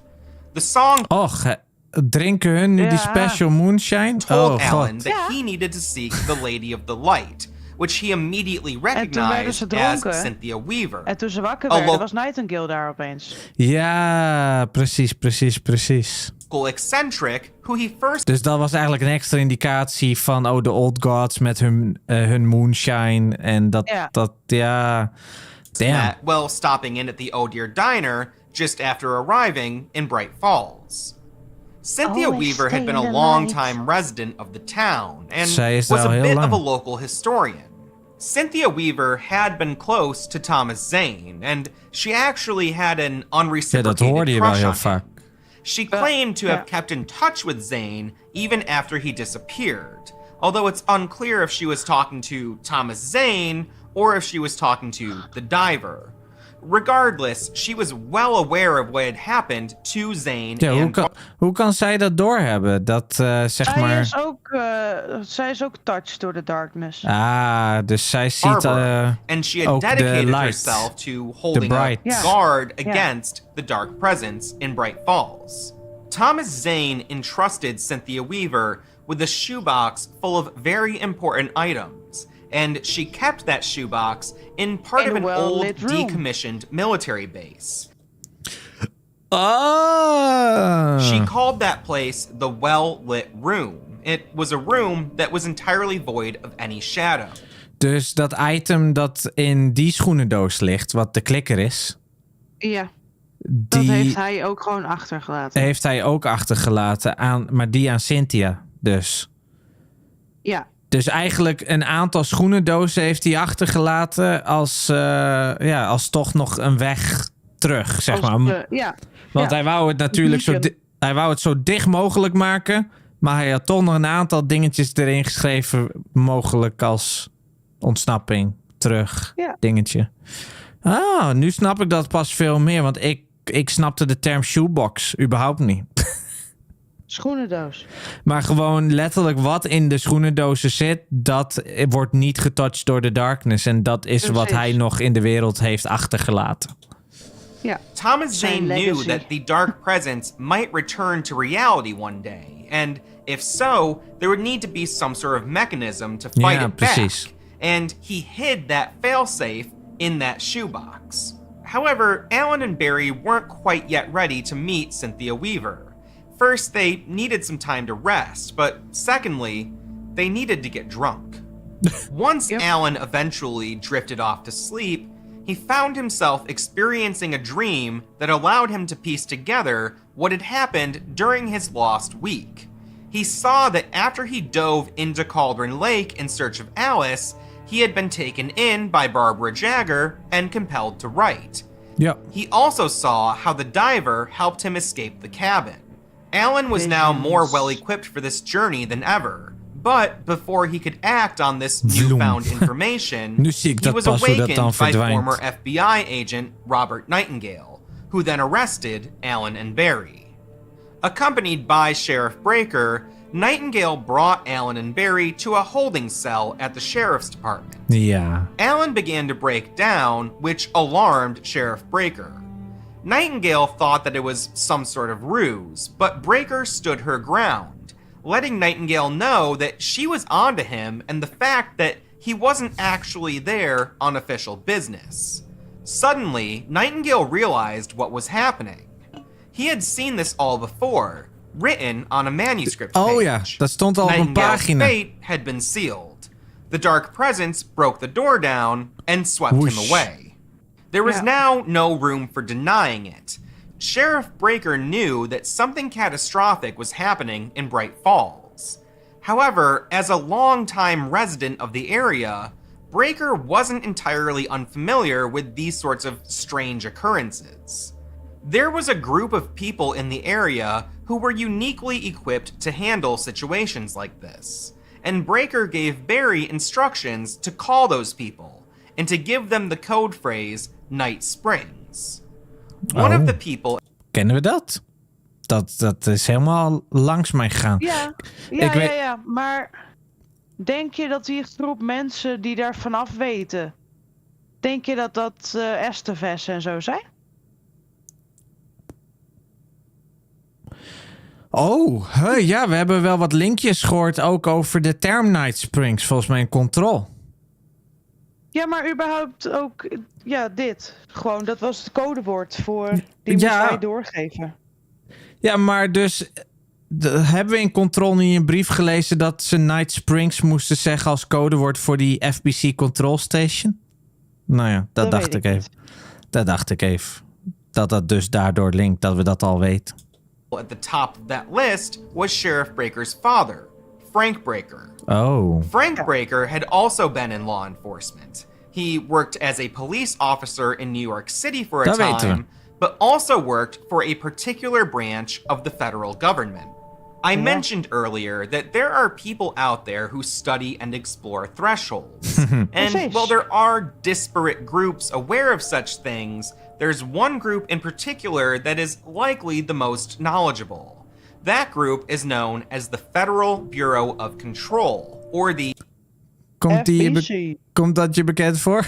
FBC. Ja, toevallig wel. They're a shadowy arm of the US federal government, with a focus on all things supernatural, although they prefer to use the term paranatural. This organization works hard to remain largely unseen by the public. However, they aren't completely invisible. Frank Breaker is a former FBC agent. Ja, de vader van Sarah is een former agent. Dat hadden we ook gelezen. And when he received the call from Barry Wheeler, he immediately sprung into action. Frank Breaker had seen all sorts of... Oh, dus Barry die belde Frank. Ja. Toen de tijd. Wat is er? Maar is dan niet... Oh nee, niet. Dat kan niet. Van de Alan Wake, de DLC, dat er dan wordt gebeld van er gebeurt weer wat. Maar ja, dat is natuurlijk in the future. Dus ja, dat is in de toekomst. Dat is gewoon wat er in Alan Wake 2 gaat gebeuren. And knew that he had to be ready for anything. He dialed a former colleague of his, William Kirkland, who at the time was the head of investigation. Ja, William Kirkland. Dat is wie hij belt. Kijk, Colin Kirkland staat daar. En volgens mij is deze comic echt canon ten eerste. Maar ook echt van 2010 en zo. Dus kun je nagaan dat dan William Kirkland nu in Control staat in een DLC en 10 jaar later. Bright Falls had already been on the FBC's radar due to some of the events that took place there in the 1970s. Zeker. The FBC Zeker. calls those sorts of occurrences AWEs, or Altered World Events. When the threshold beneath Cauldron Lake opened up in 1976, that was an AWE. Everything Another that Alan Wake had been experiencing in Bright Falls, that was also an AWE. Frank Breaker's call to Kirkland put Bright Falls on the map once... Voor mensen die nog steeds niet weten wat een AWE is. AWE is een Altered World Event. Dus op het moment dat er iets buitenaards of bovennatuurlijks gebeurt, dan praat je over een Altered World Event. Een veranderend wereld event, evenement, ding. Er gebeurt iets, zeg maar. Er gebeurt iets raars. Als jouw fles ineens begint te zweven, zeg maar, dus iets bovennatuurlijks, dan is dat een Altered World Event. Een object of power. Een altijd item. Een altijd item kan het ook zijn, ja. Maar als er dus echt iets heftigs gebeurt in een plaats, elk kind verdwijnt ineens uit de stad Groningen, dan uit de stad Den Haag, dan is het een Altered World Event. En dan noemen ze dus Den een Haag. AWE. Huh? Den Haag? Ja, dat zei ik. Ja, maar waarom Den Haag? Dat zei jij. Ik zei ja, graag. Oh, ik dacht dat je zei Den Haag. Alle kinderen weg uit Groningen. Ja, graag. Alle kinderen uit Den Haag. Ja, alle kinderen uit Groningen. Den Haag. Ik denk, nou, dan maar Den Haag als voorbeeld. Alright. Nee, graag. Ja, precies. Nou ja, noem je dat een Altered World Event. Voor de mensen die het nu nog steeds niet weten. En dat ga je ook nog veel zien in Alan Wake 2. Once again for the FBC. And they would continue to monitor the area for years to come. Yeah. Frank Breaker coordinated with local law enforcement to address the chaos being caused by the dark presence, while his daughter accompanied Barry Wheeler and Alan Wake to the well-lit room. Yeah. The trio was split up due to the dark presence interfering, but they eventually all made it to their destination. Ja, Barry die was even losgeraakt, toch? Van Ellen en hoe heet het? En dus at the same time is Frank alweer bezig om zijn oude connecties erbij te halen van de FBC en zo. Ellen was met with the shoebox left by Zane. Ja, een schoenendoos. Inside of it was a manuscript page, which described a scene from Alan's childhood. It explained that young Alan Wake was afraid of the dark. To help Alan conquer his fear, his mother gave him an old light switch, which she called the clicker. She said that it had been given to her by Alan's father. Now, Alan never knew his father, so anything that had passed through his hands had a sort of mythical quality to Alan. Alan's mother explained to Alan that all he had to do was press the clicker, and it would instantly vanquish any beasts that were hiding in the shadows. The page went on to describe Alan holding the clicker as he stood at the edge of Cauldron Lake, ready to dive in and face the dark presence head on. Dat vind ik dan ook weer zo gek, hè? Want oké, dus dat is een manuscript van Thomas Zane. Ja. Dus die schrijft dat en dan komt het uit. Dan komt het uit. Die heeft hij inderdaad geschreven en dus in zijn schoenendoos gestopt. Maar net als dat hij had geschreven dat de hele wereld hem ging vergeten. Precies, maar heeft hij dan dus in de jaren 70 heeft hij dat dan geschreven? Was Alan Wake toen überhaupt al geboren? Of schreef hij dat in al zijn jaren in The Dark Place, zeg maar? En dan nog. Dus hij heeft Alan Wake daar naartoe geleid. Daarom denken altijd heel veel mensen dat Thomas Zane Alan Wake is, zeg maar. Dus dat Thomas Zane Alan Wake schrijft. Misschien is het zijn vader wel. Ja, zijn vader die je nooit heeft gezien. Dus dat vind ik dan weer heel interesting daaraan. Maar inderdaad, dat is hoe het is gegaan. De manuscript laten merken dat het dus voor een jonge Alan Wake is. Hij is bang voor het donker. En zijn moeder had altijd gezegd, als je hier op de lichtschakelaar drukt, dan kan je elk beest verslaan. Dat is in ieder geval wat op een manuscript staat wat Tom Zane heeft geschreven. Dus dan gebeurt het ook zo. Dan heeft het en wieldt het die power. Yeah. Alan didn't totally understand what was happening. The page had been written by Thomas Zane, but how did Zane know about Alan's childhood? Tja. Beyond that, how did the clicker... Oh, de mystery-vraag is who wrote the clicker page? ...get into the shoebox?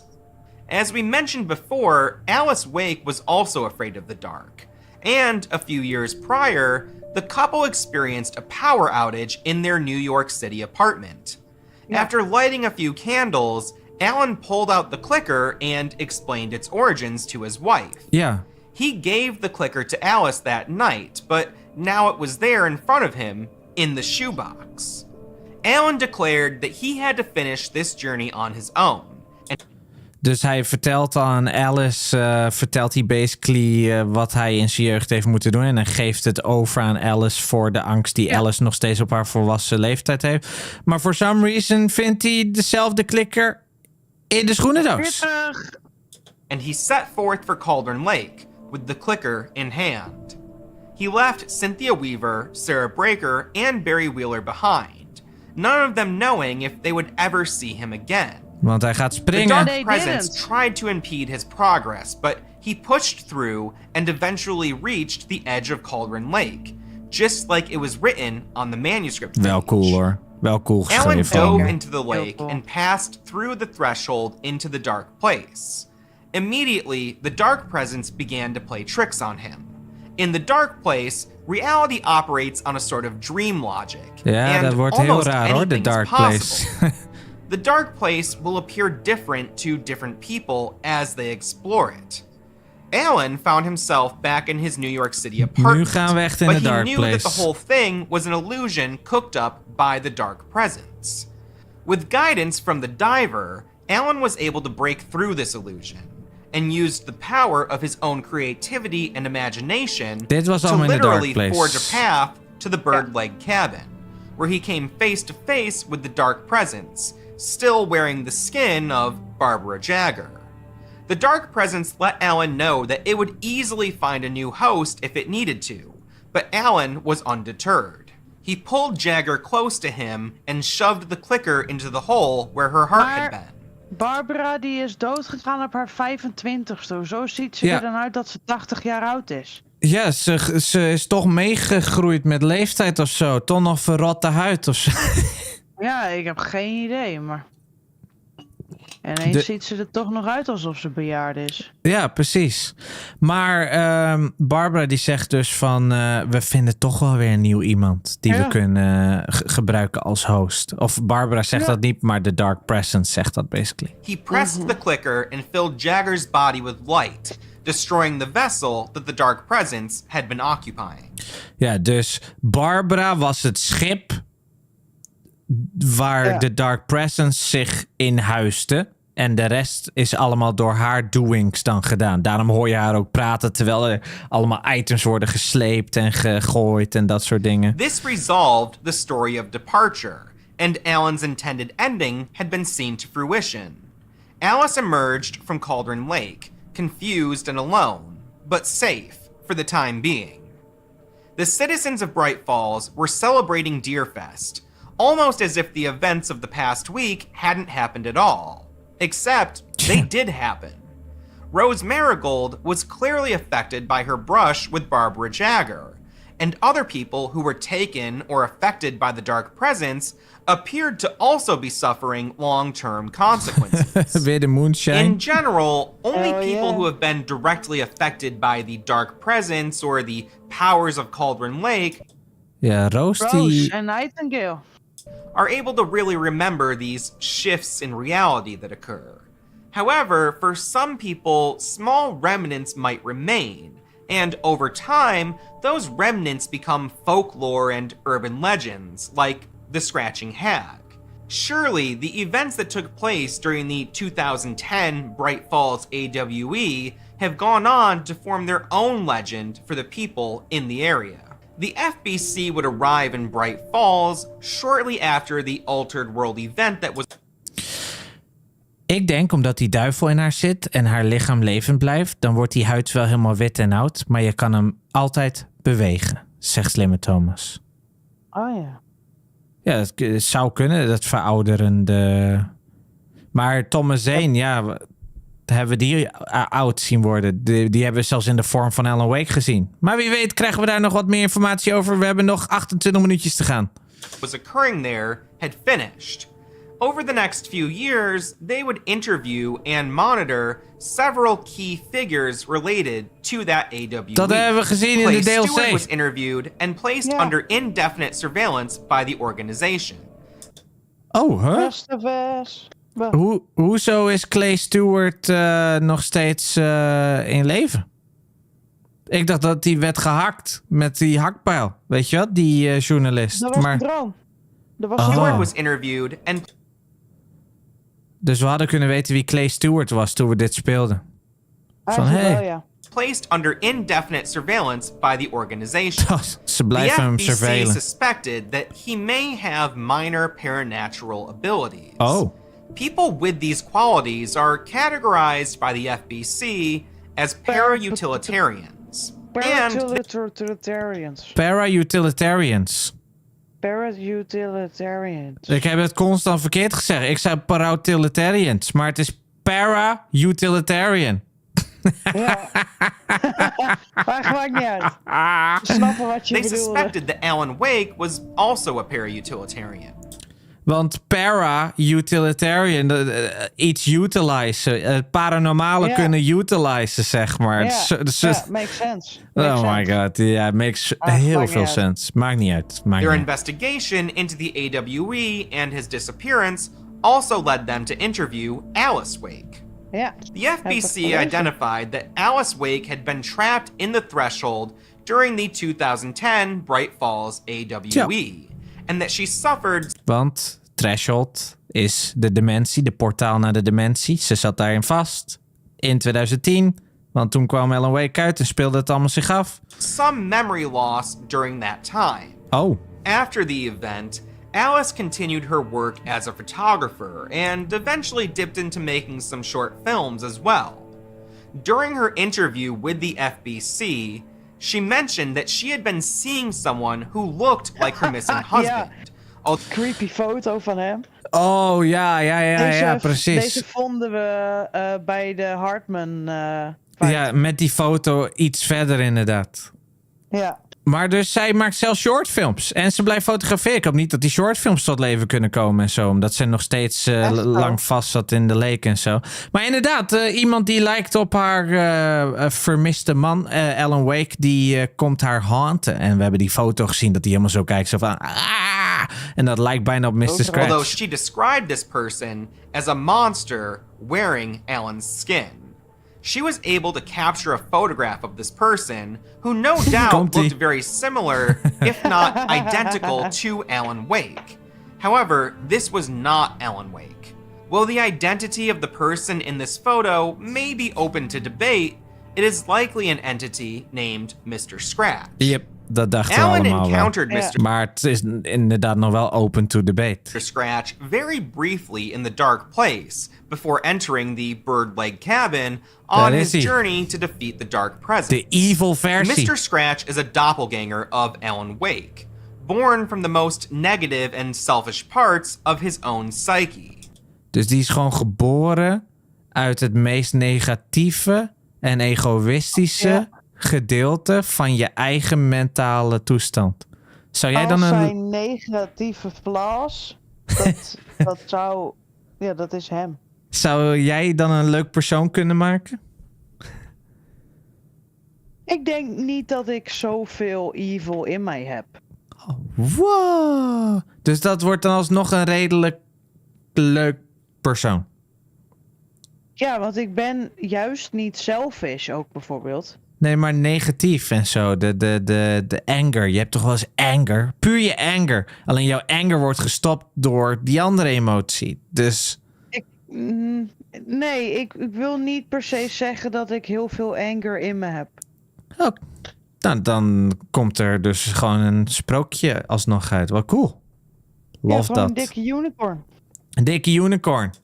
When Alan dove back down into the dark place, he became fractured. His rational mind separated from his body, And it may have been through a similar process that another part of him separated to become Mr. Ja, toen Scratch. moesten ze weer connecten met elkaar. Ja, en dat was dus omdat hij niet meer rationeel na kon denken. Dat separated. Dus wij waren... Zijn mind en body waren uit elkaar. Ja, het was dus hetzelfde als hoe Mr. Scratch basically de meest selfish en arrogante gedeelte is. En evil versie van Alan Wake is. Dus gemaakt uit alle evil gedeeltes. Was dit niet per se dat het gemaakt was, maar dat het wel uit elkaar getrokken was. En dat hoorden we ook constant van Thomas in de lucht bij die DLC. Van jij bent nog het rationele gedeelte van jezelf. En dat verklaart waarom we constant Barry en zo zagen. Want dat zat gewoon in je hoofd. Want jij was letterlijk je mind die zijn weg terug moest vinden naar je body. Ja, en die Barry was ook de rationele versie. Barry is nooit rationeel. Nee, maar dat was tijdens je rationeelste moment, zeg maar. Ja, tijdens je brein. Ja, dat jij nog de rationeelste versie bent. Dus alles wat er gebeurt is jouw rational self. Je emotionele self die ligt in de cabin te creperen, omdat die gewoon niet meer rationeel kan nadenken. En dat rationele nadenken kwam dus ook in de vorm van Barry. Die dat allemaal gewoon even rationeel vertelde. Wel op een grappige manier, zoals dat. Hè? Dat komt alsnog uit zijn eigen fantasie. Of uit zijn eigen gedachtes. Hoe Barry dat zou oppakken en zo. Guidance from the diver, Alan was eventually able to mostly reunite the different parts of his mind and regain the lucidity that he would need to navigate the dark place. While writing Departure, in order to save Alice, Alan wound up putting himself in the dark place instead of her, and there was no sure way for him to escape. Unfortunately, as far as we know, Alan is still stuck inside of the dark place, presumed dead by many who knew him.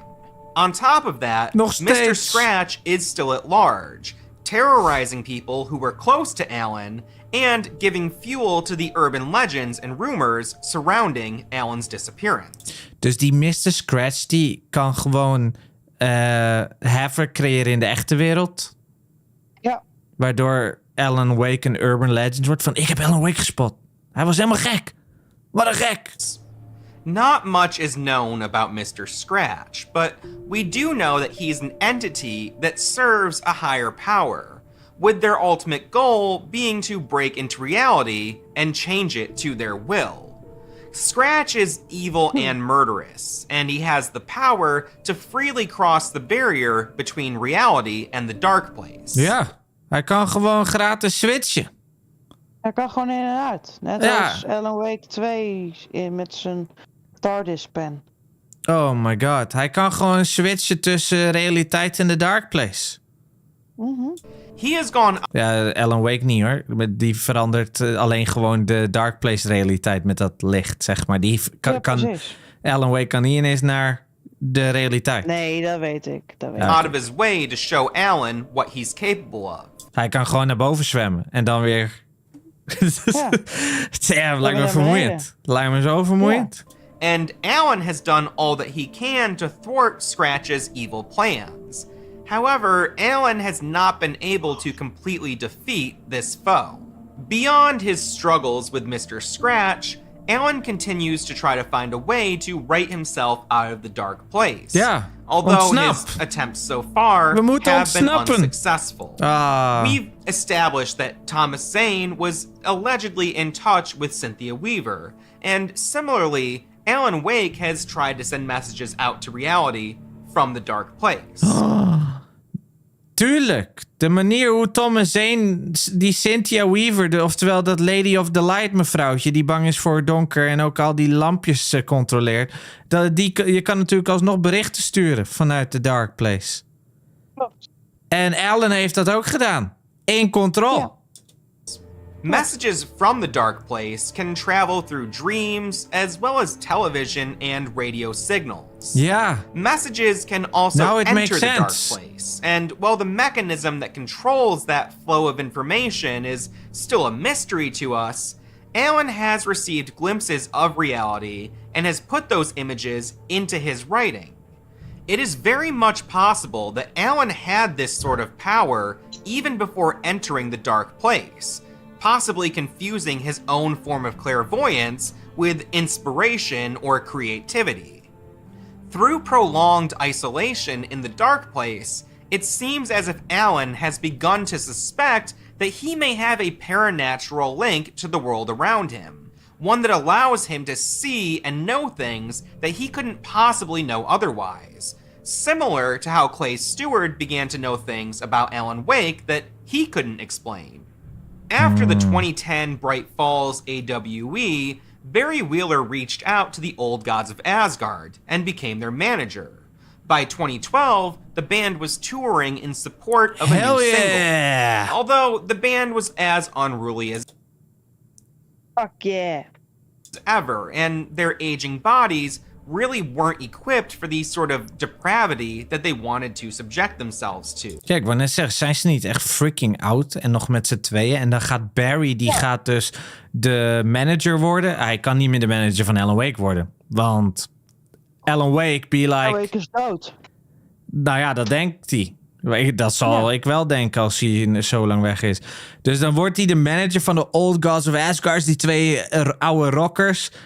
En die oudjes, die zijn misschien een beetje die hebben misschien... nou ja, Robin kan erover meepraten ook met haar lichaam ook en zo. Ja, dat weet je. Ik heb nu ook overal last.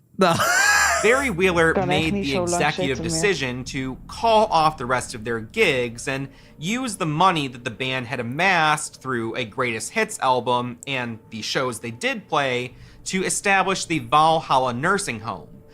Ja, ze hebben die nursing home ook echt gemaakt, toch? Ja.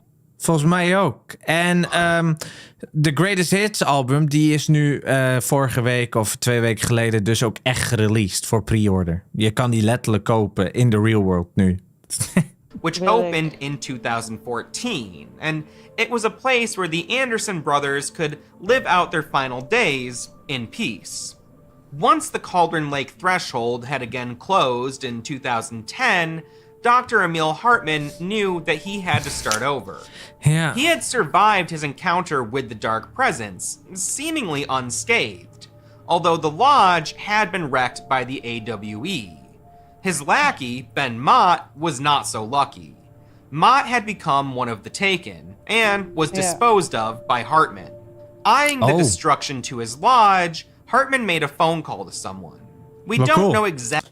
Wel cool dat we daar zien dat Hartman basically hem heeft vermoord. Weggehaald nog, omdat hij toch Dark Presence was, die kidnapper. Exactly who Hartman spoke to, but he said that he was ready to reconsider their offer.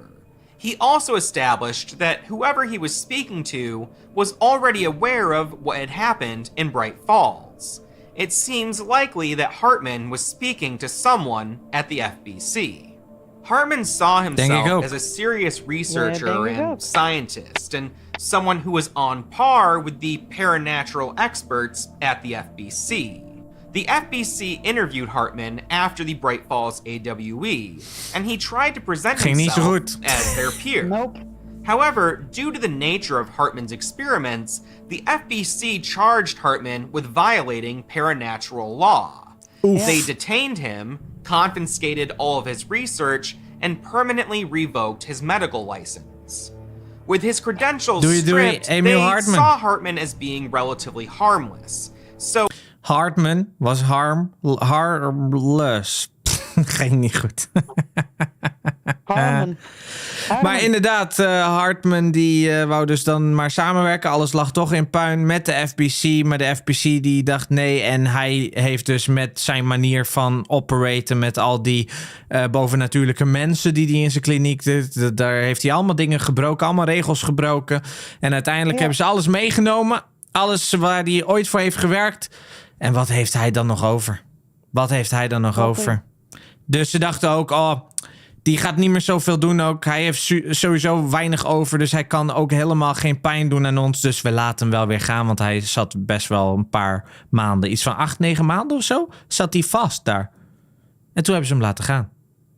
So he was soon released by the FBC. Left with almost nothing but his desire to further comprehend the mysteries of Cauldron Lake, Hartman convinced himself that he could succeed where Thomas Zane and Alan Wake had failed.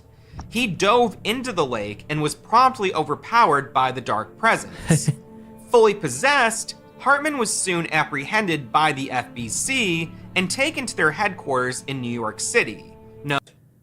Waarom zou je de leek inspringen om er uiteindelijk dan zo uit te zien? Nou, ik zou het doen hoor. Ik zou een moord doen voor zo'n look. Known as the oldest house. The oldest house is a... Dus hij sprong in het meer, in de darkness. En dit is dus wat er is gebeurd toen hij zelf dat meer insprong. The Dark Presence heeft hem een beetje toegetakeld. Extreme Makeover, leuk programma, Paranatural creatief. phenomenon in itself. A building that is able to change its shape and appearance at will. And is essentially invisible to most of the public. Voor de mensen die dat niet weten, de Oldest House is dus dat gebouw waar Control zich in afspeelt. Het is een heel groot beton gebouw die alleen maar kan shiften, bigger on the inside, en het publiek weet er niks van. Basically bestaat het niet voor niemand bijna, behalve... Voor mij.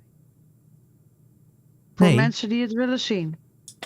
It blends so neatly into the background of everything that people just don't notice it unless they are already looking for it. Yeah. The oldest house is linked to a paranatural entity known as the Board.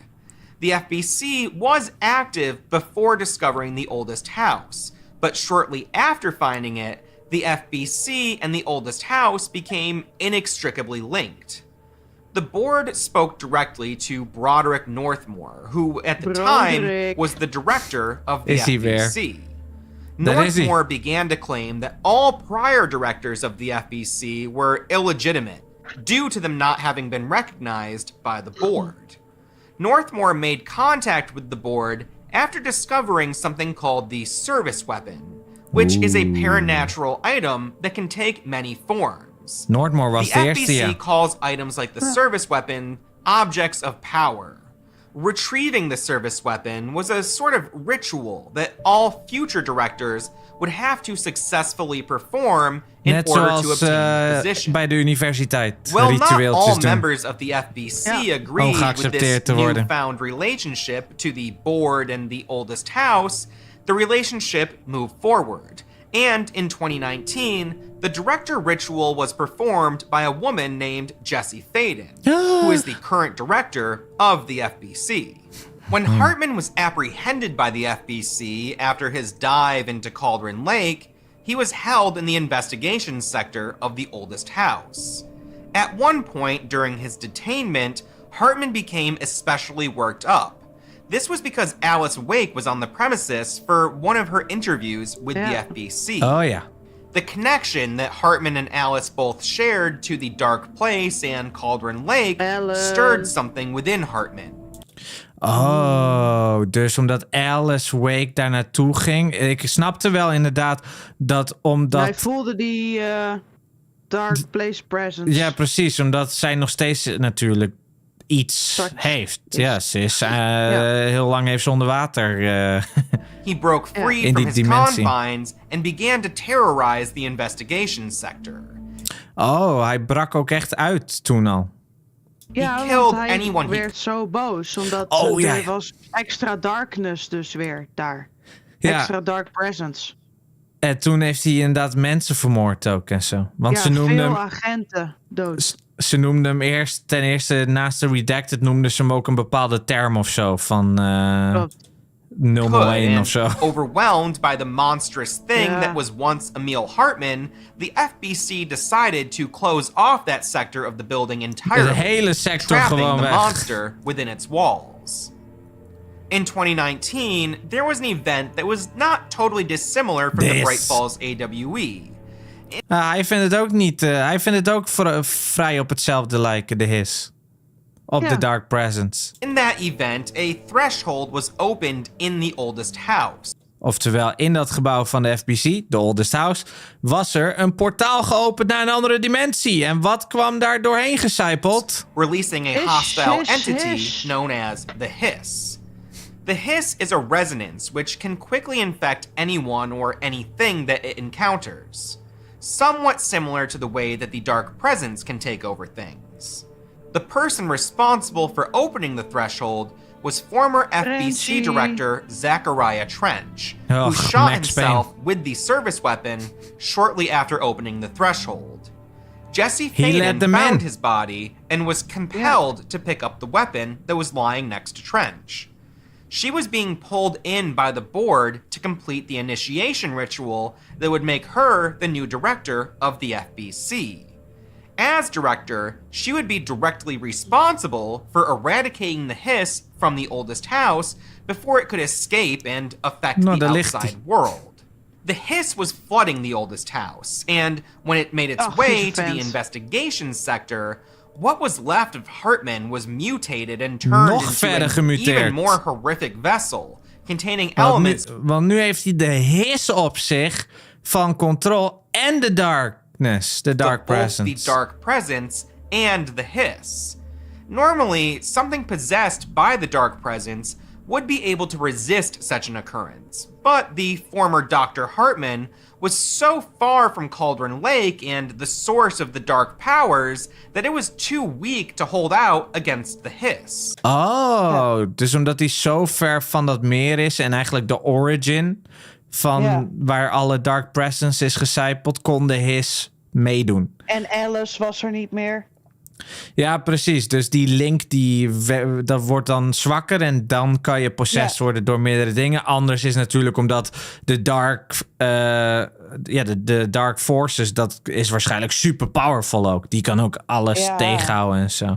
Maar hij kon beide op zich krijgen omdat hij dus zo ver verwijderd was. When director Jesse Faden was working on clearing out the hiss, she had to go to the investigation sector and battle the monster that Hartman had. Gewoon zijn ribben?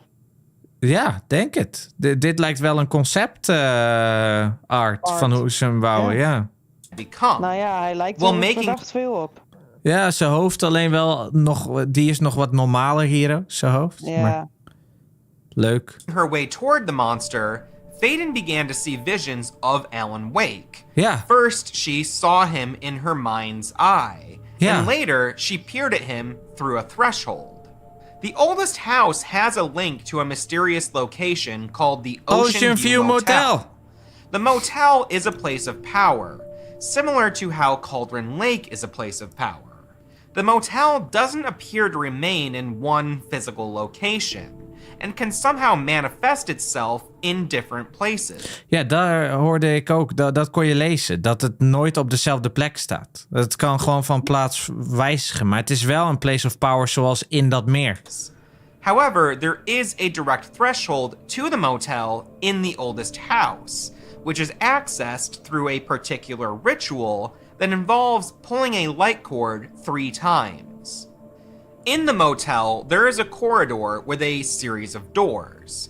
Each door is a threshold to another dimension, and it appears that one of these doors, a door marked with a spiral, is a threshold to the dark place. The dark place. Oh ja, rechtstreeks naar de dark place. Didn't actually enter the threshold. She did open the door and peek inside. What she saw was disturbing. At that point in time, Alan Wake had been in the dark place for nearly 10 years, and he was clearly suffering. Faden saw Alan speaking to another man who looked just like Alan Wake. A man who identified himself as Tom Zane. Maar is dat Tom Zane? Alan was having trouble remembering where he was and what he was doing, but Zane let Alan know that they were collaborators. Suddenly, Alan remembered Tom the Poet and Tom the Diver, but Zane said that the diver was just an old role of his from a film that he had made. Ja, hij zei ineens dat hij een filmmaker was. In Alan's mind, and he remembered his double, presumably Mr. Scratch. Zane assured Alan that he was going to handle that double for him, but Alan didn't trust Zane. Faden closed the door. Waarom hij niet lijkt op Alan ook? Lijkt hij niet op Alan? Nou ja, je zei van hij lijkt niet helemaal op Alan, zeg maar. Oh ja, klopt. Dat vond ik. Het is letterlijk de Alan van Alan Wake gewoon. Van dus 10 jaar geleden in de tijd. Dat begrijp ik niet helemaal. Hij heeft helemaal niet die baard en zo. Dit is letterlijk hoe Alan eruit zag toen de dingen gebeurden van Alan ja, Wake. maar wel een nieuwe model though natuurlijk. Maar ik snap wat je bedoelt. Dat hij nog vrij vroeger eruit ziet. Ja, Brookie Allen. Terwijl in die overlays van live action heeft hij al best wel redelijk lang haar daarachter, zeg maar. Dan zie je al. Maar hij tegenover hem ook al. Baardje, langer haar. Ja, precies. Maar dus Ellen vertrouwde Zane niet hier toen. Nee, snap ik. Want het was een beetje raar. Het voelde een beetje off of zo. Confused by what she had seen. Thomas Zane was actually Jesse Faden's favorite poet. And although most of his work had been erased from reality, somehow Jesse was familiar with it. When she was younger, Jesse Faden quoted one of his poems to a psychiatrist that she was seeing. The psychiatrist attempted to look up the poet, but all they could find was record of a filmmaker named Thomas Zane, Alleen een filmmaker. who moved to the United States from Europe in the 1960s. While we don't know for sure how Jesse Faden was able to read Thomas Zane's poetry, it's possible that she found a shoebox that contained some of his works. Jesse is from a town called Ordinary in the state of Maine. In 2002, there was an AWE in Ordinary, during which a threshold opened up that released hostile entities into the small town.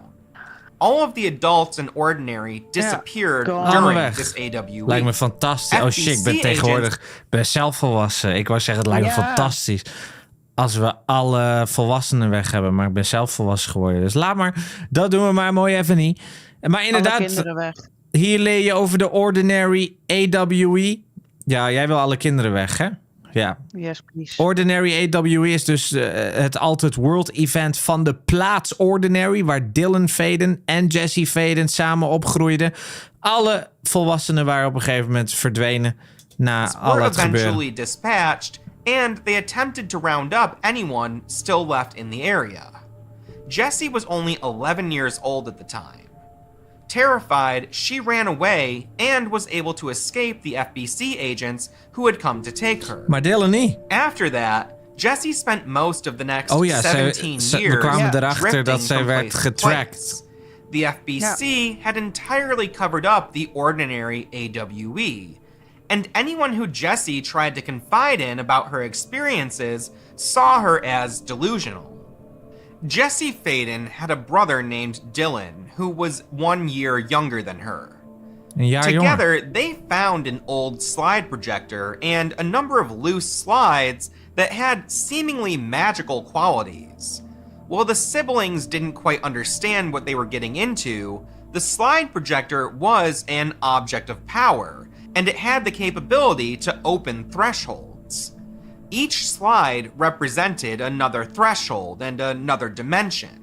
Through the projector, Jesse and Dylan made contact with a seemingly benevolent entity, which Jesse refers to as Polaris. Polaris bonded. Daar is ze. Polaris.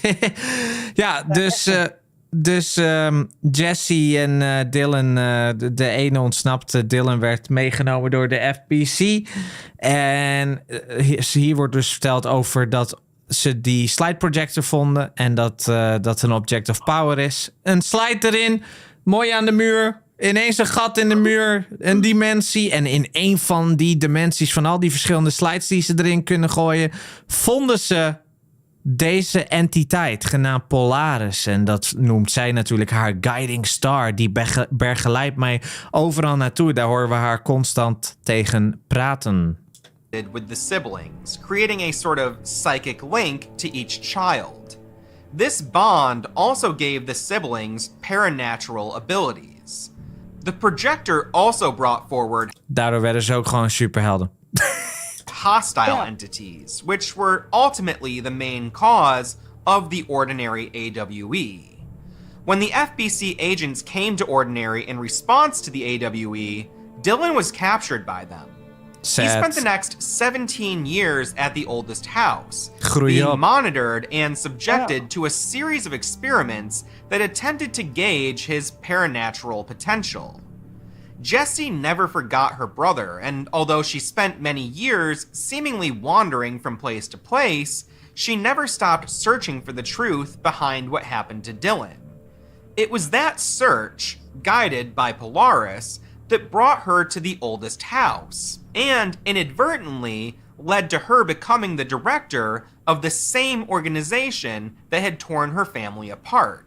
Sometime after the ordinary dat is eigenlijk wel dubbel. Zij is nu de leider van de organisatie waar het eigenlijk voor haar, van haar kant en haar families kant helemaal fout ging. Wojo. WE, the FBC led a program focused on repopulating the area. And in 2012, a woman named Samantha Wells bought a house in Ordinary. It was an old house that she wanted to fix up and turn into the house of her dreams. She documented this renovation progress on a blog called This House of Dreams. Ja, klopt. According to her posts, she found a shoebox in the attic of the house that contained a series of poems, as well as some photographs of a diver and a woman. Ook even eerlijk, die website dus, die is echt canon. Die is echt door Remedy gemaakt. Dus dat is wel echt... op dit moment in ieder geval, of ze moeten dat op een gegeven moment herschrijven, is dat canon. Dus die vond ook een schoenendoos met ook foto's van een diver. Omdat geen kent. Ja, maar dit is een Samantha Wells, hè? In 2012. Een Samantha Wells uit 2012 die wil wonen in Ordinary in 2012. Omdat een oud huis opfixen. Ja, dit wil ze haar droomhuis. Van Jessie misschien? Ja, zou kunnen inderdaad. Dat Jessie dan dat ook kon vinden, die shoebox. The faces of these individuals were blocked out by some sort of ink blot. The poems were by Thomas Zane. And the photos were presumably of Zane and Barbara Jagger, taken before the 1970 Bright Falls AWE. Among these poems was one that contained the line, "Beyond the shadow you settle for, there's a miracle illuminated." That poem was not only Jesse Faden's favorite poem, but also the favorite poem of Emil Hartman. While we don't know for sure if this shoebox in the attic is something that Jesse interacted with as a child, the potential for that to be the case is best wel groot dan. there. Jij zei het eigenlijk meteen. Van, dan is dat gerenoveerd, dat huis. Ja. While both Faden and Hartman had a deep appreciation for the poetry of Thomas Zane, by the time the two met, there was no chance of them discussing their mutual love for his work. Nee. Director Jesse Faden killed the monster that Hartman had become, and in doing so, closed one chapter of our story. But another chapter is now ready to be opened. In 2019, the FBC received a request for information regarding Bright Falls and the disappearance of Alan Wake. This request came from an FBI agent named Alex Casey. The fact that this agent shares a name with the protagonist of Alan Wake's most famous novels is not lost on the FBC, and it's likely that they are running surveillance on Agent Casey. The FBC... Wat raar is dat, hè? Er is dus een agent Casey die wil meer weten over wat er is gebeurd in Bright Falls. Maar Casey, Alex Casey, dat is precies de naam van de persoon waar Alan Wake over schrijft. Al die boeken die hij schreef, die hij uiteindelijk... Hij heeft Alex Casey vermoord aan het einde van zijn boekenreeks. Hoezo bestaat hij? Want ze kunnen geen mensen ineens maken of zo in de echte wereld. Dus misschien is Alan Wake een con artist of zo. Heeft hij, wist hij altijd al van een persoon genaamd Alex Casey af? Of wie weet bestaat er een Alex Casey precies zoals hij hem heeft geschreven. Alleen was het nooit zo'n hard-boiled officer. Dus was zijn verhaal gebaseerd op een echt persoon. Precies, ja. FBC honored Kan Casey's alle kanten request, but heavily redacted the documents that Oh, de FBC die gaf wel Casey de files, maar gewoon overal zwart, zwart, zwart, zwart, zwart. Ja. were sent to him. This investigation by Alex Casey, the involvement of the FBC, and the complex relationship between Alan Wake, Mr. Scratch, and Thomas Zane all helped to form the basis for Alan Wake 2. Yep. And with that, you should be pretty well caught up on things. Yay! Now, let's revisit some of those mysteries that we identified during this recap. We are caught The up! team behind Bright Falls worked hard to stay true. Oftewel, als je tot dat allemaal een beetje hebt meegekregen, dan ben je helemaal caught up en ben je ready voor Alan Wake 2. Voor ons was het ook nog meer een refresher of wat elementjes van oh, werkte dat zo? Want ik heb dus iets van 3 tot 4 elementen dat ik helemaal verkeerd zat met hoe ik het had ervaren. Ik moet zeggen dat we toch al wel heel veel al wel wisten. Ja, maar heel veel wisten we wel, want wij hebben dat op een hele coole manier doorgespeeld. Door wel stil te staan bij de stories, door wel hardop na te denken. En zo hebben we best wel veel zelf gewoon weten te fixen. I love that. Ik vind dat zo mooi. Want je hebt zoveel gamers die er dan snel doorheen gaan en zo, en dan snappen ze al helemaal niks. Maar we hebben er echt leuk doorheen gespeeld. Ik ben alleen maar trots op onze beide playthroughs die ik met Robin heb gedaan. Dan hebben we nog een aantal vragen waar die open over discussieert. Wie is de diver in deze? The Bright Falls. Canon. In episode 4, titled Local Flavor, Jake Fisher visits a general store. In the background, dat heb ik al we can op see a Reddit een keer character gezien. dressed like Ben Mott. The character only appears briefly in the background of this scene, but thanks to some sleuthing by a dedicated Alan Wake fan, we know that this character was portrayed by James A. Smith, who also worked as the stunt coordinator on the show. IMDb lists this character from the general store scene as Ben Mott, but the show has no official credits posted anywhere else, so without further confirmation, this should be taken with a grain of salt. However, James A. Smith recently acknowledged that he also portrayed the diver on Bright Falls. Ja, maar dat zegt This dan could niks. mean that the diver from the opening scene is Ben Mott, which would make a lot of sense. In that scene, the person in the body bag that the diver deposits on the shore is Jake Fisher. That opening scene was inserted out of sequence. It was a glimpse into Jake's future in Bright Falls, which is clarified in a later episode.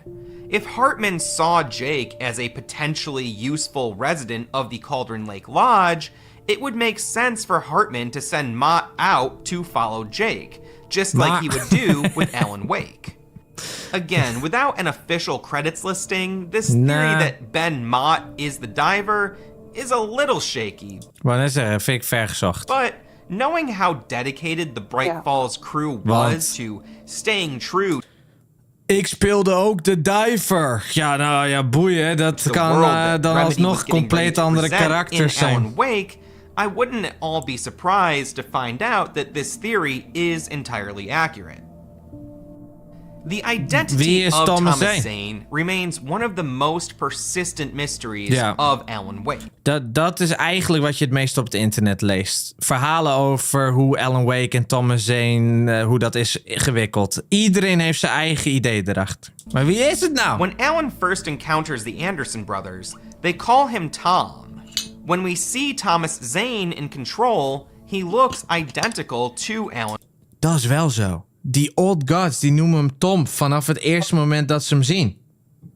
En in de cabin of de instituut, hoe je het ook maar wil noemen, ook nog weer. Ja, hun noemen hem ook Tom, inderdaad. Dus waarom zien zij Tom en Zane in Alan Wake? Dat is de grootste mysterie eigenlijk van de game, denk ik wel. Alan Wake. Throughout the first Alan Wake game, we never actually see Thomas Zane's face. Nee. Does he actually look like Alan, or is that just some mechanism of the Dark Place giving Zane that appearance? Honestly, there are no clear answers to this one. Nope. The best guess that I can give is that Thomas Zane was indeed a filmmaker at some point in his life, and he later started writing poetry in Bright Falls before disappearing into the dark place, but none of that accounts for Thomas Zane looking just like Alan Wake. In Control... Daarom blijft het populairste verhaal erover dat Thomas Zane Alan Wake heeft geschreven, of dat Alan Wake Thomas Zane heeft geschreven, one or the other. Jesse Faden can find some confiscated audio recordings made by Emil Hartman. Ja, dat was die laatste die we oppakten. Hartman says that people in Bright Falls had reported seeing Thomas Zane after Alan Wake disappeared into Cauldron Lake. We don't know exactly what these people were seeing or what Zane looked like, but that's a very interesting detail that's really easy to overlook. In Alan Wake Illuminated, which is a book covering the making of Alan Wake, it says that there is a lot about Zane that didn't make its way into this first game. As much as I would love to crack the code on this mystery, I think that playing Alan Wake 2 is going to be crucial to figuring any of this out. When Alan Wake first met Ben Mott said, "Congratulations, you're gonna bring about something glorious and terrible once we get you some proper editorial control." When Hartman is confronted during the blackout at the lodge, he tells Wake that they should work together to create something wonderful. Ah, dus daarom zei die kidnapper dat ook. Die kidnapper die zei dat omdat hij werkte voor Emil Hartman ook in zekere zin. En die wisten al een beetje hoe dat dan werkt. En ze willen die krachten willen ze eigenlijk controlen. Control is eigenlijk zo'n goede naam voor dat.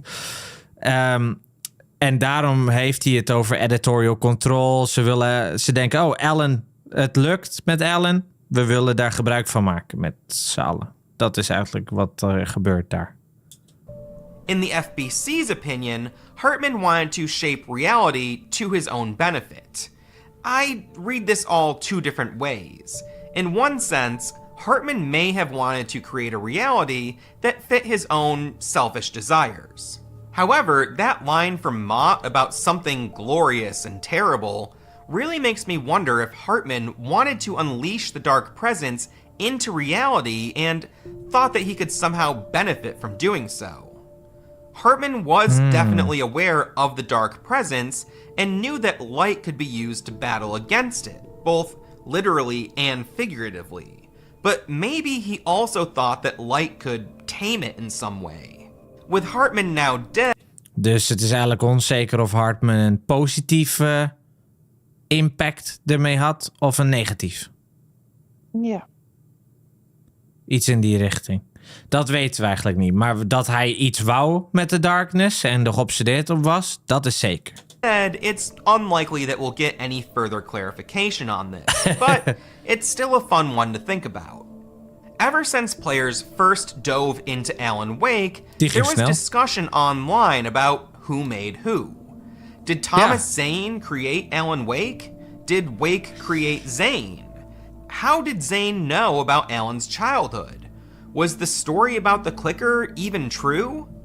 All of this stuff about the clicker and Cynthia Weaver holding on to the shoebox was confusing for players, but it was confusing for Alan Wake as well. He asked the diver about the page, to which the diver replied, "I am not the author of your story." Okay, fair enough, but the diver technically isn't Thomas Zane, it's the bright presence just using the form of Thomas Zane. So, if that's the case, it's possible that Thomas Zane did write this manuscript page, and somehow knew about Alan's life before Alan even showed up in Bright Falls.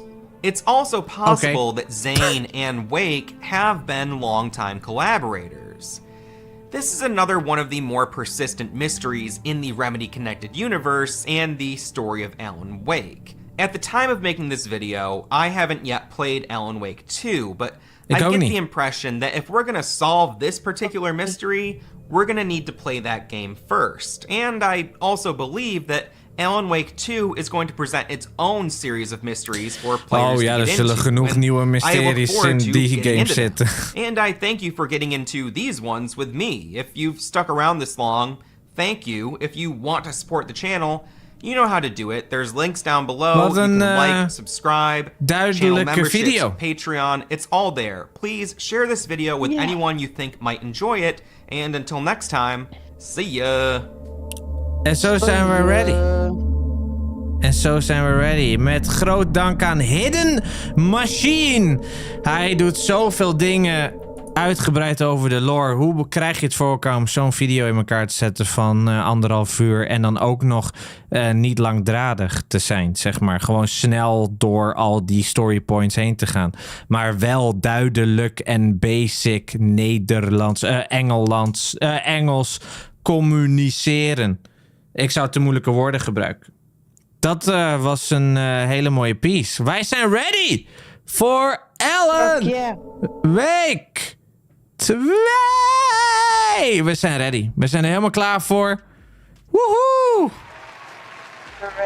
Ready. Er komen nog meer gesprekstoffen over Alan Wake. Waarschijnlijk bij de nieuwe Alan Wake game. Maar ik ben echt, once again, mijn main takeaways zijn... Ik ben heel trots over hoe ik met Robin die games heb gespeeld. Want heel veel hadden we gesnapt, gewoon. En is van ons duidelijk. En we hebben veel lore meegepikt. Want ja, je moet bij bijna alles 100% en overal bij stilstaan wil je alle lore meepikken. Maar we hebben zoveel lore meegepakt. Een aantal dingetjes, dat is soms ook buiten de games om. Dus dat is een beetje extra heftig. Daar neem ik iets minder waarde zelf van aan. Maar ja... Dat is weer even een refreshen. Ik moet wel zeggen inderdaad dat bepaalde elementen van Alan Wake mij nu alweer waren vervaagd. Maar op het moment dat ik het zie, dat ik dan denk, oh ja, dat gebeurde in de game. Oh ja, dat gebeurde in de game. Dat zeg maar al een aantal dingen al wat vager waren. Gewoon puur na een paar weken.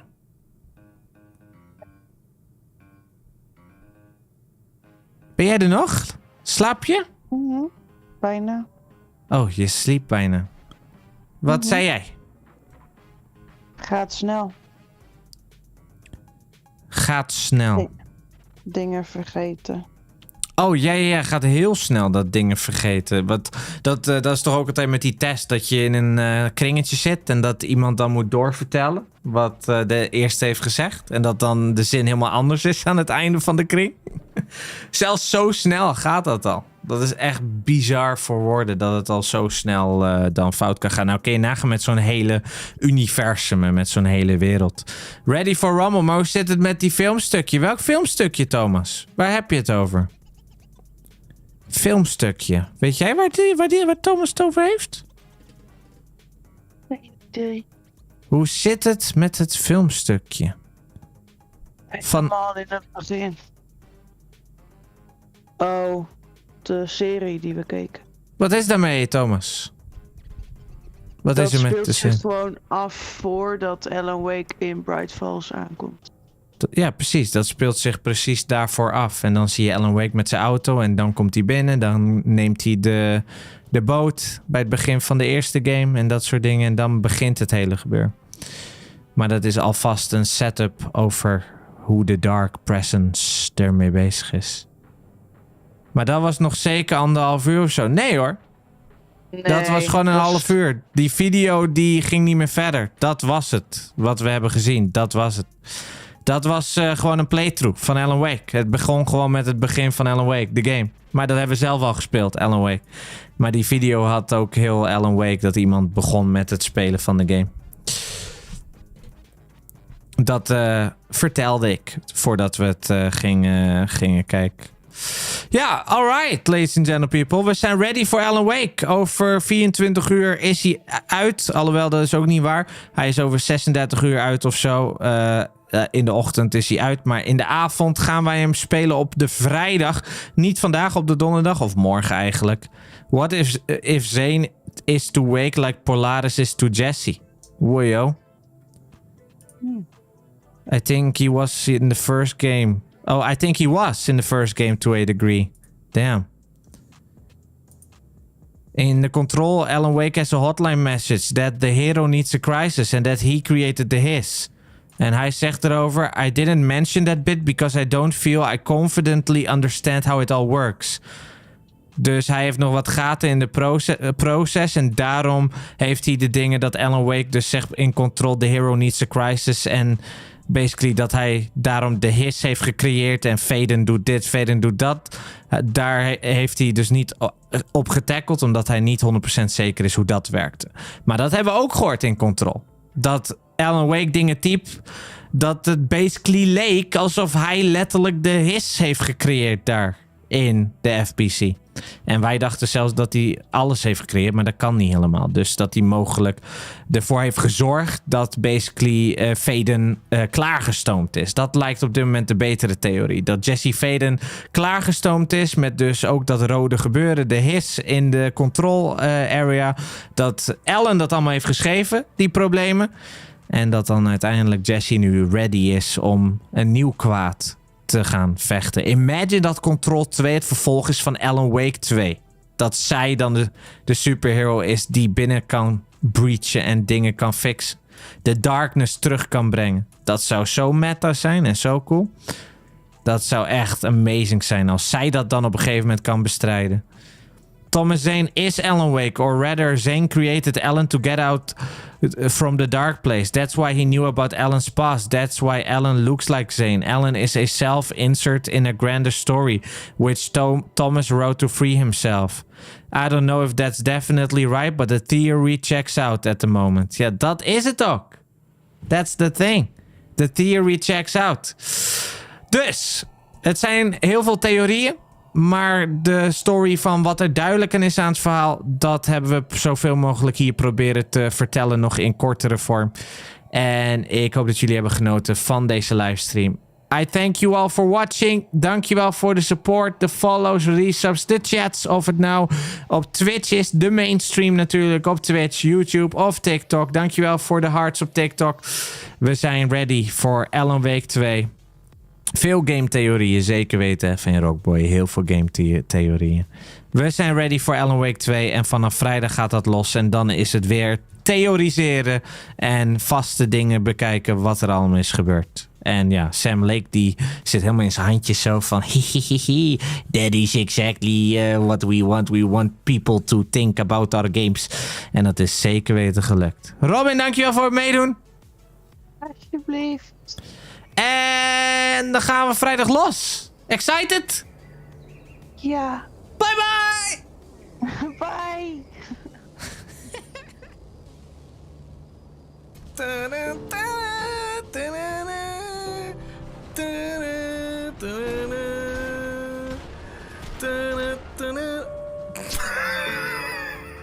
Oh my god, de koning wordt opgegeten! Hoe zing je? Even kijken vanuit de ogen van Nienke Percent. Wow! What? Het zijn niet echt veel mensen, hè?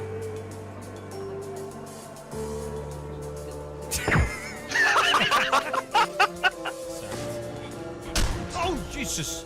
Jongen, je schiet je wat? Ik ga dit doen. Oh! Wat? Ik zag een tank vliegen! Dat was toch awesome? Oh. Timo, hoe snel kan je de ketting van die BMX'en terug opleggen, denk je? Ja. Goed antwoord, ja. Ik heb wel ammo, maar ik heb geen ammo. Ik zie hem weglopen. Wat? Wat de fuck? Hij kroop heel hard.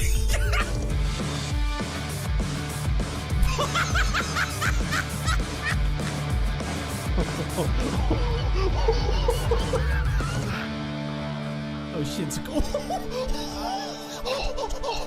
Hele tijd stil, ineens zie je... Oh my god, zoveel gas uit de bossen! Wow, skip. Uh-oh.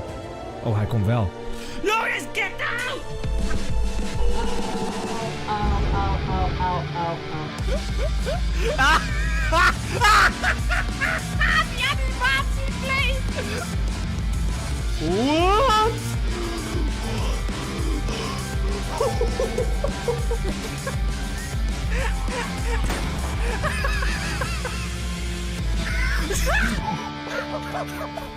Am I doing it? Am I doing it? Ah, ik drifte, maar toen ging ik...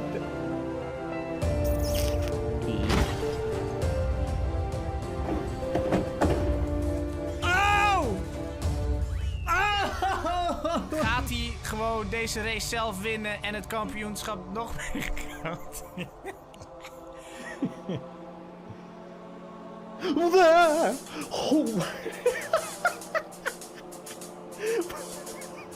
Wat gebeurt er? Ik donate 3 euro. Yo, jouw matje gaat tekeer, maar je hebt je ogen dicht. Ja! Je hebt je ogen dicht! Hoi. Oh, pas op voordat je het doorschiet. Wat de hel? Dat gebeurt er niet op mijn scherm. Wat de hel? Pak de Meneer, kan ik u helpen? Meneer. Hey, wat bent u aan het doen? Moet ik voor u staan? Ja, dat hielp ook nog. Wat? Wat doe ik? Wat ben ik? Ah, wat? Huh? Wat ben ik? Oké, nice. Ja, Rijnbouw! Het is hem! Het is hem! Oh. Oh shit! Nee! Hoe kreeg je dat doen? Dat is insane! Kun je dat opgestoord? Oh, ik heb hem gedouwd met mijn flarken! Relax, jongen. Oh! Oh! Kom af, folks, hé!